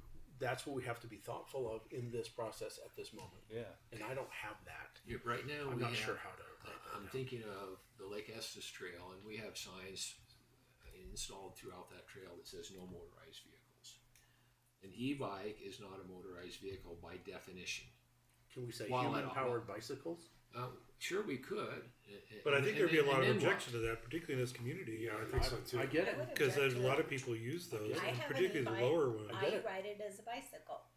Yeah. Now, I appreciate that. You are when not I'm alone, trying to but- go up a hill and I don't have all that gum, Yeah. I get that. couldn't. But And I I've been don't- blown away by regular bicycles going way too fast. Exactly. People are running much faster than I go on my e-bike around that lake I agree. with their helmets on and their jerseys, and Yeah. they're going 30, Hardcore. 35 miles an hour. Yeah. Agree. They're a lot closer to regular bikes than they are to any other type of wheeled vehicle, I think. There are definitions. I think it's 750 watts and above. You start getting into it. It's a electric motorcycle, and it needs to be a licensed vehicle. I think they bleed. The problem is it all bleeds together. It's It an does, enforcement issue. Is it an infrastructure issue? Potentially, if the infrastructure that we're creating for bikes is being, I mean, there are electric dirt bikes out there that have pedals on them to look like But is the police department able to assess the wattage of a bike from their car as it's It's going? about do they have a throttle? Maybe how fast it's going, but that's subjective, because some people can get bikes going really fast with just their legs. I think the challenge is primarily on the enforcement side. It's hard to restrict investments in bike infrastructure in a way that impacts those highly powered bikes and doesn't impact those lower classified bikes or the average person that's riding a bike. Unless we define bikes or bicycles just in the definition section to say what that is or what that refers to, or because unless we have the tools to protect those areas for bicycles, they may be exploited. And those loopholes are concerning to me. Do you get I think we have those definitions in the municipal code. The challenge, I think, is on the enforcement side, judging how high powered a bike is, how fast it's going, if it's weaving. Okay. There is an enforcement challenge there. Absolutely. We should look at the municipal code because it's been, I think we did that in 2019. It's been a while ago. It's been a while, so it's probably worth. Changed the last year. That could be an objective, is to evaluate how the municipal code treats. Yep. Yeah. That's the starting Can point. I would like to go down that path. Yeah. And We need to throw could golf talk about carts the in there as language. well. or I was gonna say, some we're bringing definitions. up golf carts, Golf now carts where need do to be thrown those in. go? Yeah, but I've heard from motel owners, particularly along 34, that they'd like to be able to go down that path when they're moving towels and things. Sure. Yeah, but right now some of them have gotten tickets for being in there. So their alternative is they go on the street. Well, they can't do that. So it's a little bit bigger, and maybe it's an enforcement and a language and a definition. So how can we address that in our strategic plan? What are you getting? I think a general objective to evaluate how the municipal code treats electric bikes and electric golf carts on trails and the roadway. Yeah. Are there other items? I mean, do you need to There's say ATVs, similar there's items? UTVs, there's Skateboards. Yeah, there's scooters. yeah, really golf carts. Just Motorized, Electrify. Or motorized. but I would get a gas one. Electric, micromodal. Like, where can I sleep through? Where could you sleep? I will wordsmith that one. Yeah, Have move. fun. Okay, so the attorney has spoken, conveyances. Okay, so thanks for hearing that concern. It is something different in our community in the last year or two. Yeah. I just have one more, and it is 1C. Implement the wayfinding signage program. There's been some conversation about this. I would like to evaluate the need to complete the wayfinding signage program, unless the signs are sitting behind the building and they're ready to go in. I know that this is a part of a larger plan. There's been some conversation about, do we use what we have? We have part of the big plan completed. So I would like to evaluate the need to complete it, look at the cost, and evaluate if we're going to do it.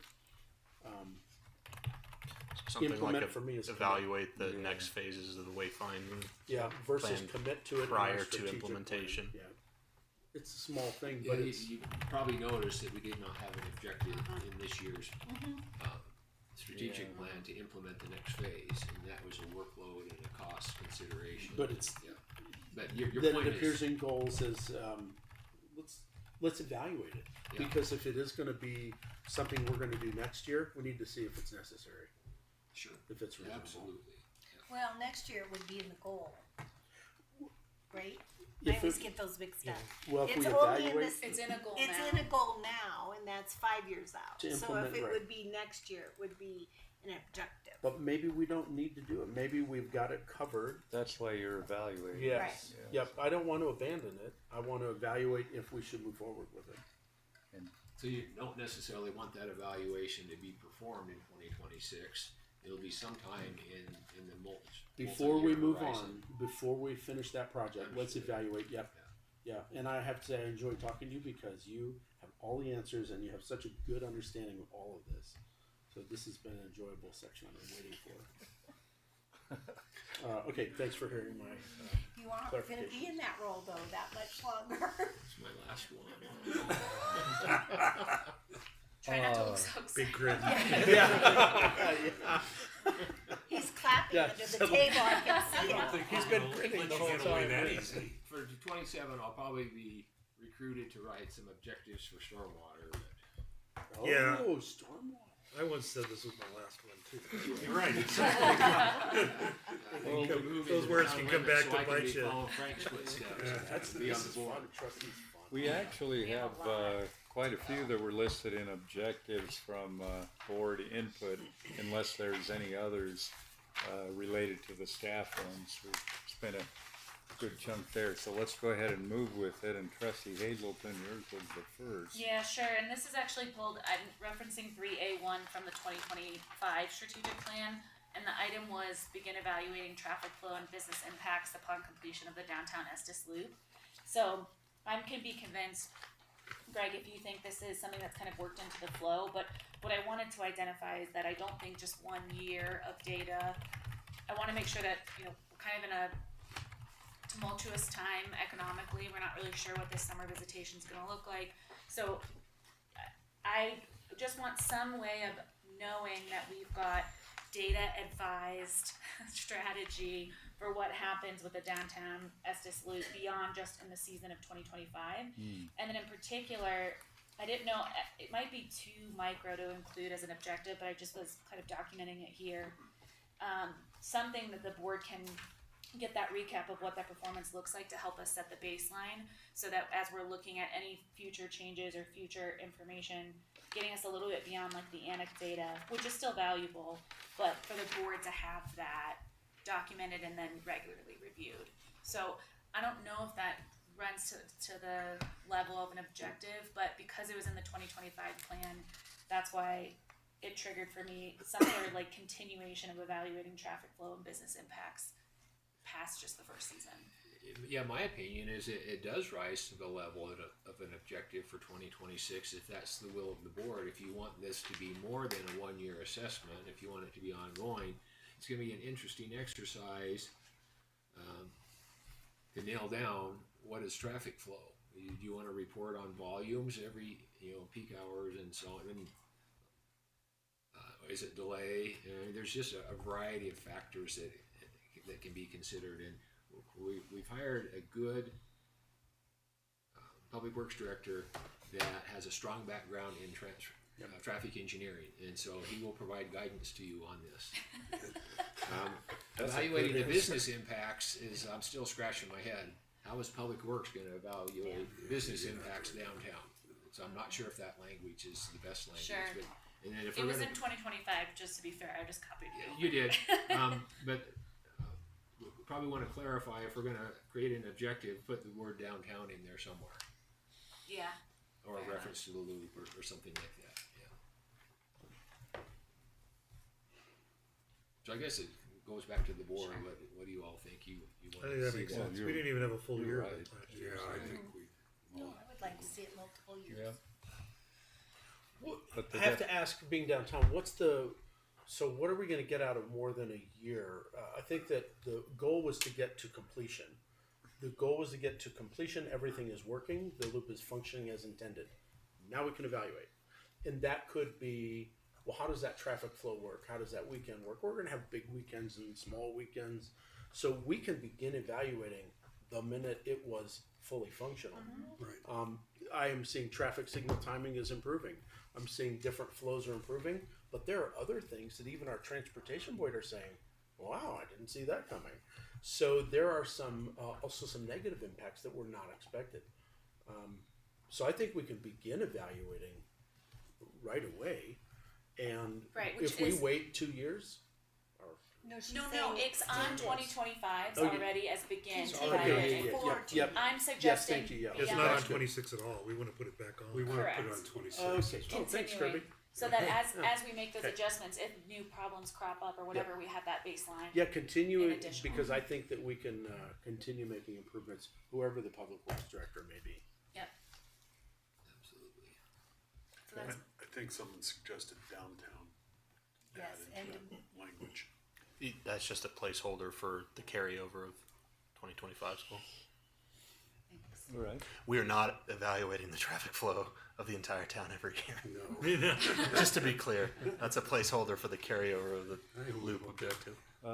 Let's see, 3C was just a positive comment there.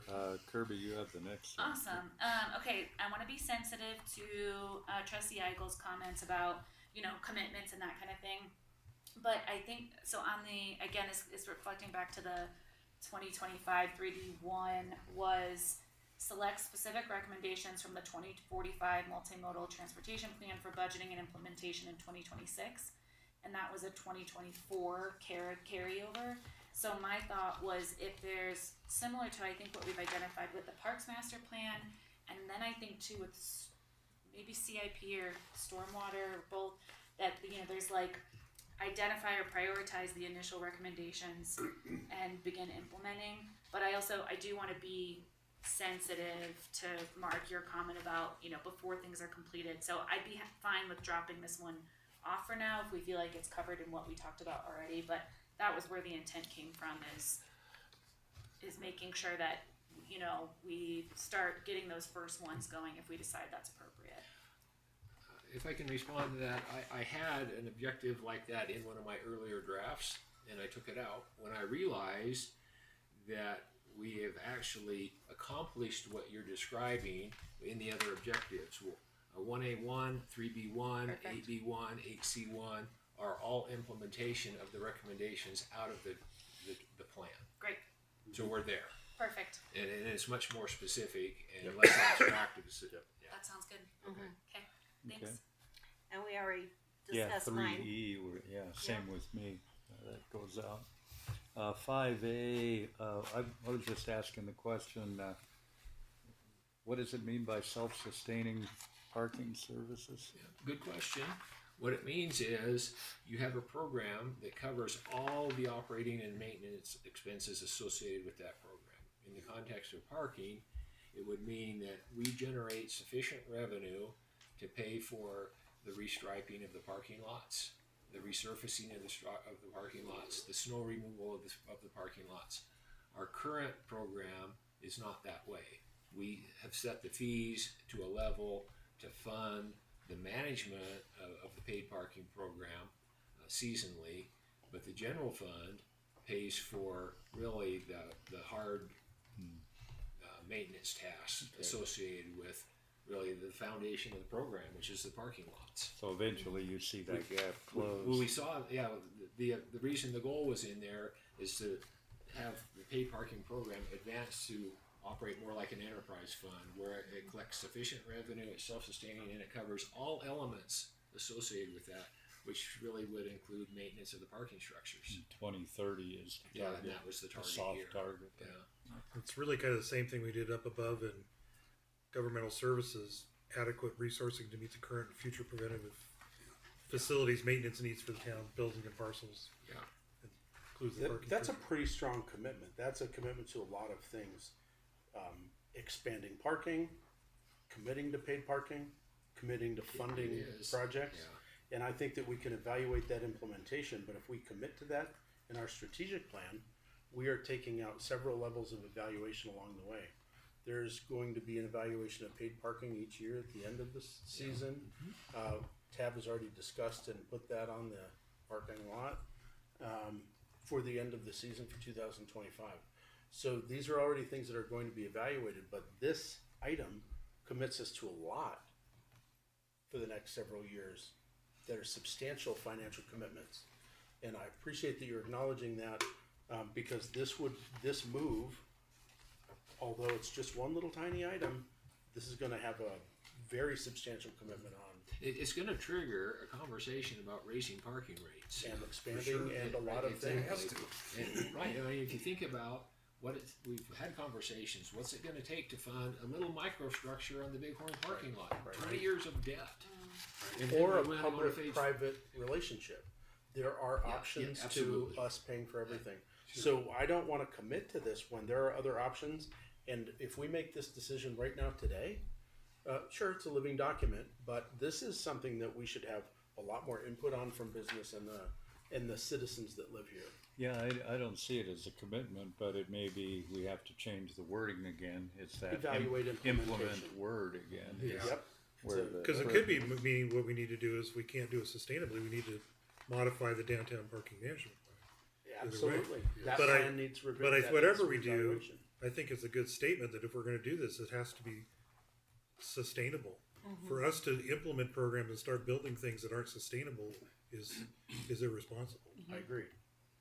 And it may take not just, there's all the things, you can put more money into it, or you can cut back on what we're doing to meet the money we have. I agree. But there's many directions and decision points between here and that end goal, It is a which little- we can change the course of that history. We have an opportunity coming up to look at that downtown parking plan to a lot of plans that are several years old that deserve a fresh look. And as things change in our community, our needs may change, our desires may change. This feels like a commitment, but evaluating the implementation feels like pushing us in the direction of figure it out. If we want it, we have to pay for it, and let's get that settled before we commit. I'm just pushing for evaluate implementation versus a commitment of Oh, implementation. yeah, and I'm okay with that. I'm okay with that. Okay, because- thank you. But I feel strongly we need to keep that, whatever we do, We need to keep our the goal is that it conversation. is self-sustainable. Yes. In the I year mean, if that 2030 is debatable as well. Right. If that, goal. yeah. Evaluate. We may find, we might fund a great parking garage in 2 years with a company who will run it for us, and we don't have to do anything with it. Sure. And if you want to park in that nice garage, you pay $5 an hour, but they have bathrooms. So who knows? There are a lot of opportunities for us coming up. If you want bathrooms, tell me soon. Yeah. No, not that garage. Okay. Only Public Works is going to maintain. Yeah, I was just gonna say, you're gonna make Okay, it. let's not muddy the waters. It's a structure owned by the town. I think that falls under internal services. How quickly To you bring add? that to I see Mark, how they do this. can I piggyback up on that, Mark? You know, as he brought up, there is private funding and there is private sectors that are interested in, which I think we've all been approached one way or another about with the Bighorn parking garage and the structure and how maybe that could change. Have you guys been? Nobody has talked to me about a private component in funding that parking structure. Now, we've had some conceptual conversations about a public-private partnership between the town, the housing authority, some business owners. Right. Those conversations have not gotten traction. Okay.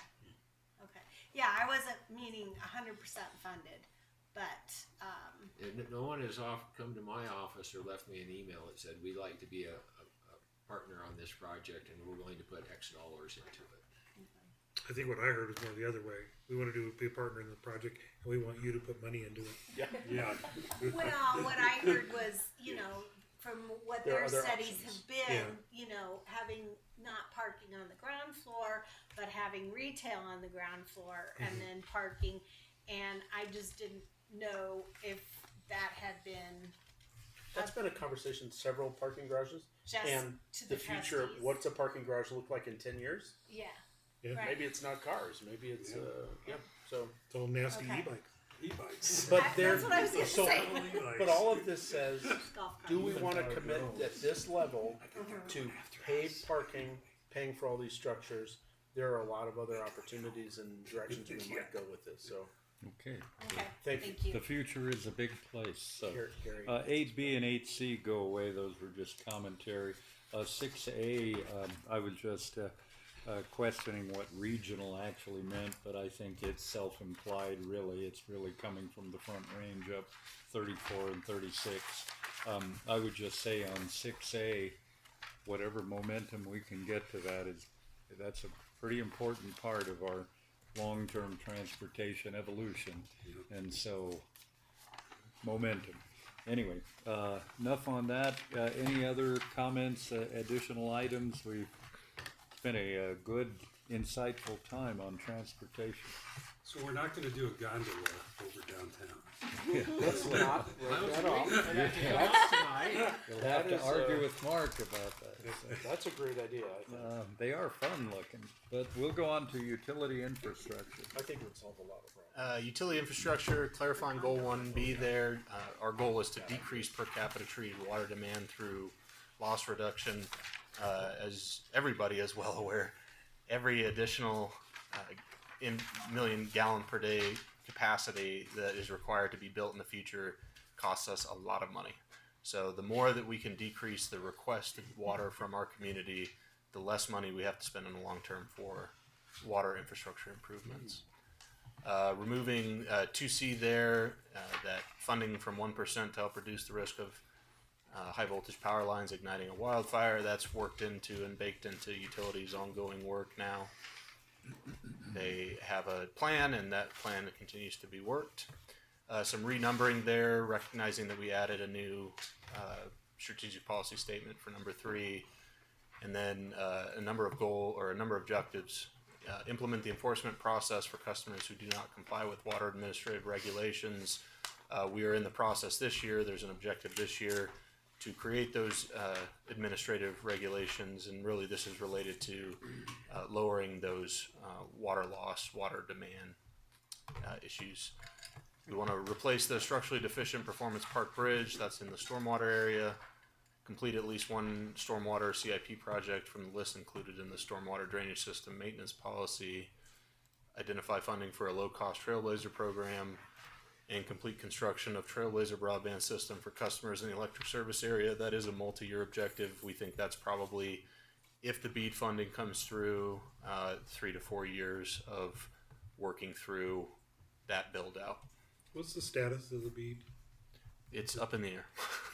We are waiting to hear more from the state and the federal government about how they're handling BEAD funding. It's not that there's uncertainty around it, is what I'd say. So we still don't know what year will be the year we finish the build out. It will be further in the future if the BEAD funding does not come through. Yep. I think the soonest that goal would be, objective would be completed would be 3 to 4 years.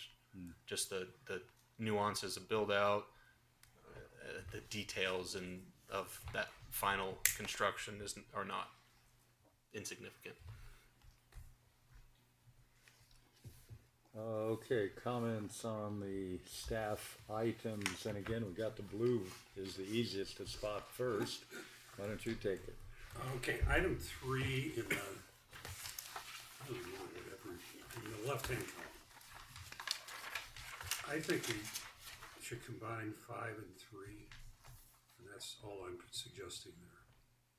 Stormwater is all about mitigating flood risks, so it seems like it ought to go together.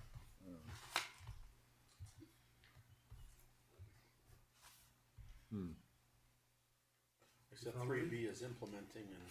No, 3 on the left-hand column. Strategic Policy statement. Oh, back to the Yeah. policy statement. And we eliminated 5 over on the left-hand side, so Well, I really, did they on should. my draft. That's my, He mark. did, yeah, that's That's me, Bill. Oh, okay. yeah. You want to fold them in, or It just seems like they're related, so related and integral to each other. just change the lettering? Director Mahon, do you see any reason to keep those separate? I don't.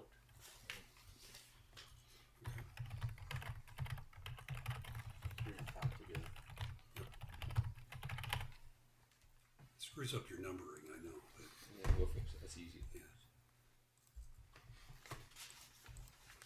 And then I have both a goal and Objective. objectives.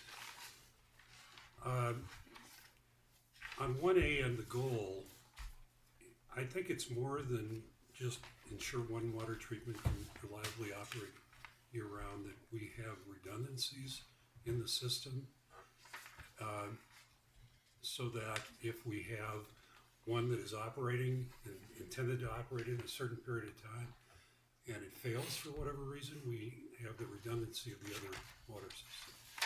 So for me, in utilities, redundancy is the big deal for the reliability. Yeah, and I guess I kind of felt like the left-hand column, when it says redundant water service, kind of captures it.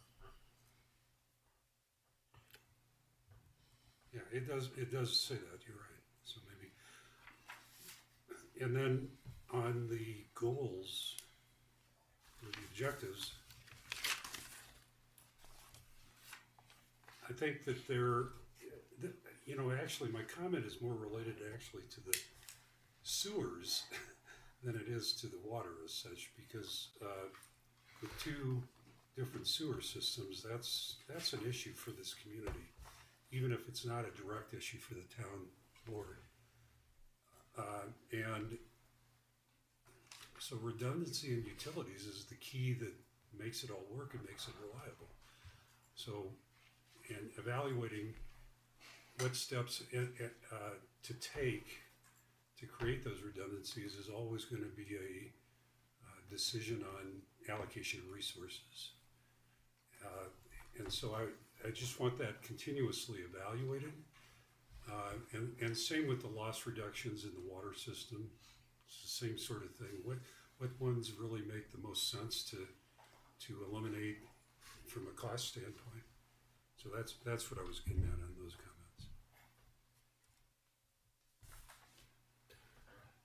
I do think the board will be hearing a lot in the middle part of this year about our efforts as part of the water master planning process to balance the importance of redundancy with the cost of redundancy and try to figure out the appropriate path forward.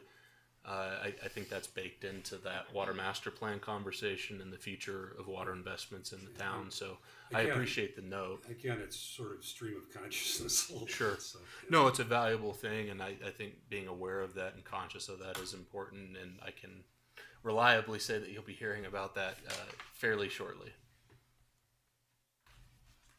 And skip over my comments to 3A1 and 6. Those are, again, just musing. 4B, though, in the goals, it's all about zero emission, and I just think that there's also issues about fire risk management and equipment and infrastructure that ought to be part of our planning and policy guidance on our investments, as it already is, really. Like with tree cable, for instance, that's a great example of where we've incorporated that into our utilities analysis. So my comment there is really 4B of the staff recommendations, that we somehow figure out how fire risk management is incorporated. And sir, I would tack onto that and just say overall emergency management. Yeah, There will be a day where we can go 100% pure EVs in police and be able to survive a 6-day flood, a 6-day fire. We cannot do that now with existing technology. You know, it's a good point, but I wouldn't limit your comment to the thought of fire. I would say overall that's a good point. Fire is just what came to mind. So, Trustee Brown, what I'm hearing is sort of the counter argument to deleting 2C, which is what is recognizing the efforts to improve the safety of the power system from a fire standpoint. Yeah, I think you can drop 2C because it's kind of baked in already to our system. So 4B is targeted at the renewable energy sources and is looking at how the town's investing in the zero emission fleet equipment. And when we say infrastructure in that regard, it's things like water treatment, it's things like the buildings operations. It's not necessarily electric distribution infrastructure, which I think falls under that number. Strategic Policy Statement 2, we provide safe, high quality, reliable, and sustainable electric distribution service. I guess what I'm trying to say is I think 4B, if we want to talk explicitly about fire risk management, Maybe it probably ties back into 2C. Yeah, maybe so.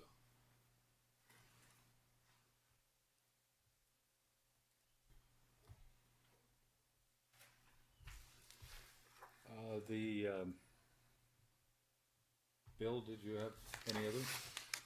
No, I would ignore the last two. More stream of consciousness going on. Yeah, and as far as most of the comments on the sheet here were mine, and they were just kind of qualitative comments. We'll forego all of those. They were just me opinionating on things. However, Kirby's is a relevant one and actually says better than what I said there, what I was trying to say. So go ahead with that. Sure. Well, and I think this would now, I had it 4C based off of 2025, Yeah, with so the this may now be numbers. 5B, I Right. believe. And Yeah. so, with us getting up to the 30% of the design for the Confluence River project, and understanding that this is similarly something that's happening in 2025, and it will be, kind of board direction on where we go once we receive that full design. My suggestion was to include something for 2026, and I must have been foreshadowing how often we were going to use evaluate in this document. So I'm not, I guess my question might be for the board and for Travis on timing of something like this. If it's something we may want to consider adding after we receive that 30% this year and give direction on what happens next. But I just don't want to lose that such a significant project, and it's going to be, and it's more of a goal actually, not objective. So anyway, this is just a kind of a commitment to what we want to do with identifying that that's maybe an outstanding item after we receive the first 30%. So interested in where the board If it's lands. going to be a goal, it's already captured under 3A, implementing the stormwater master plan. And we can Yeah, modify although that to she's evaluate. getting a little more granular there because of that specific 30% corridor. phase. Yeah. I guess where I'm leaning on is if we receive that. I went back and reviewed some of my notes from the last presentation we had, and one of the things that was highlighted was that conversations around what the traffic flow might look like, the economic impact projections, construction, that would all be part of that 60% design. And so I think the board will have that decision, and correct me if I'm wrong, but have the decision of do we want to move past the 30% into those next phases. That question and decision is on our horizon. And if we say, and that will probably happen in 2025, so Yeah, if it does, we probably want something in 2026. Maybe it's a multi-year If we're ready objective. to move forward in 2026, then maybe it would be an objective to explore funding to implement, to advance the 30% design into, So do you have a contingent objective? Yeah, maybe it's a parking lot, similar to what we said with what happens when we get the 2045 multimodal. I like the idea of keeping it on the radar though, that it doesn't slip through the cracks, because Yeah. that is a major infrastructure So improvement big. that we need to protect the downtown, and I don't want us to forget about it, or the public to forget about it. Well, and the multiple phases that go on for decades. Yeah, Right. I'll be watching you guys from above. See where you get. You with hope it. from above. Well, yeah. you'll be watching us from over there. Yeah, right. Did you have another comment, Greg, on that? Nope. Oh, sorry, Greg, I meant. Oh, Greg. Yeah, did you have more? at the staff level, we talked about going after the grant funding to advance that design, and I suppose a reasonable objective would be for staff to pursue grant funding for the final design of the improvements to Big Thompson River and Fall River up to the Marine Bridge. Is that in 5C already? Well,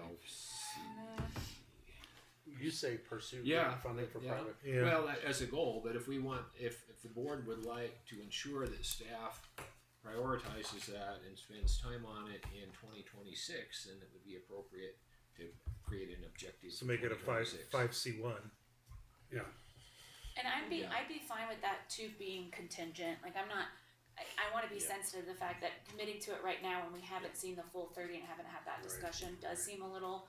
But I mean, it's just such a big thing that I just don't want us to get to 2026 and we don't have one of those identifiers. how do you put a contingent? I think the use of the strategic plan may help shed light on that.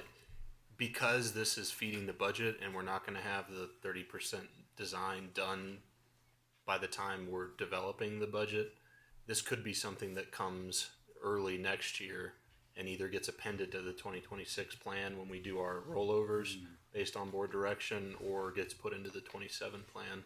We're not going to lose sight of this because work is ongoing and it's coming back to the board later this year. So I don't think it's necessarily to necessarily. Man, it's Friday at 4:58. I don't think it's necessary to include it as an objective in order to keep track of it because it's coming back to the board this year. Yep. And if the board takes affirmative action on that, it can be fed into the process in other ways. The only way that we would include this in the budget process is if we make an assumption that the board is going to want to move to 60% design and start trying to build that into the budget. And I'm not sure if that's safe at this point. Yeah, it'll come around in orbit. So. A few months ago, we were contemplating that there would be a call for grant applications in the third quarter, fourth quarter of each year, and we talked internally about submitting an application now or late in 25 to get this going in 2026, and we opted not to. Now, if you take current conditions, it's a big question mark whether there's going to be any grant funding for this sort of work. But so, and Greg, staff will want to have direction from the town board. Do you want us to pursue this, $20 million or X million dollars of grant funding, and it's going to come at the cost of Y million dollars of local money? Greg, is it safe to say that that project will not fall off the radar if it's not included as a 2026 objective? Very safe to say because right now we are charged with implementing the master plan, and that means we've got to bring grant opportunities back to the town board and talk about it as they come up. We're not charged yet because we haven't approved this, and this says implement. This says continue implementing, but this is not a final plan. So I would like to go back. We just went through your comments, but there were no other comments on staff items when we talked about this. May I just only a couple? Okay. Sure. 3B, implement a stormwater program for Estes Park, 30 years or greater time period. This sounds like an administrative structure, kind of putting that together. Can I suggest that we use propose or plan a stormwater program, that we do not commit to that entire process? Propose or plan versus implement. There are action items associated with that. Well, propose and consider. Consider a stormwater program. Yep. The way it's written, it says set it up. That nasty word implement. Mayor, it is a little bit committal as we get down the road, and everybody's got their coats on and ready to go. But I think you have convinced us all on the power of the word. I'll remind you later. In some part, but if we water this down so everything is just a kind of totally. Yeah, we may look at this, or yeah, we may do that. Yeah. Somewhere we need some leadership and some commitment. But it's the track record of this town board, this previous town board, and this staff, not the current people necessarily, of referring back to things and saying, well, you gave us direction. And it wasn't always the intent of that direction that it was. But the language here matters. And as we get into this, and we need to be accountable to people who are going to be relying on us to make good decisions. If we say implement, and the staff comes back in 6 months and said, you gave us direction, will you remember every detail? Well, we can go back, we're the governing body. We can tell them, no, that's not what we meant. But if we don't commit to anything, then why are we here? If all we're going to do is, everything is going to be so wishy-washy. This gives the latitude to the staff to develop to a point, but it does not obligate us to follow this through. You say we could back out, but that's not how it always works. In fact, I would say it's usually not how it works. Well, but ultimately, yeah, we're not required to vote to implement when the proposal comes in front of us. It's like I said, it's an iterative process, and then we have to be able to fund it. I agree. And if the funding's not there, but if we don't commit to anything, then why are we here? We've committed to a lot.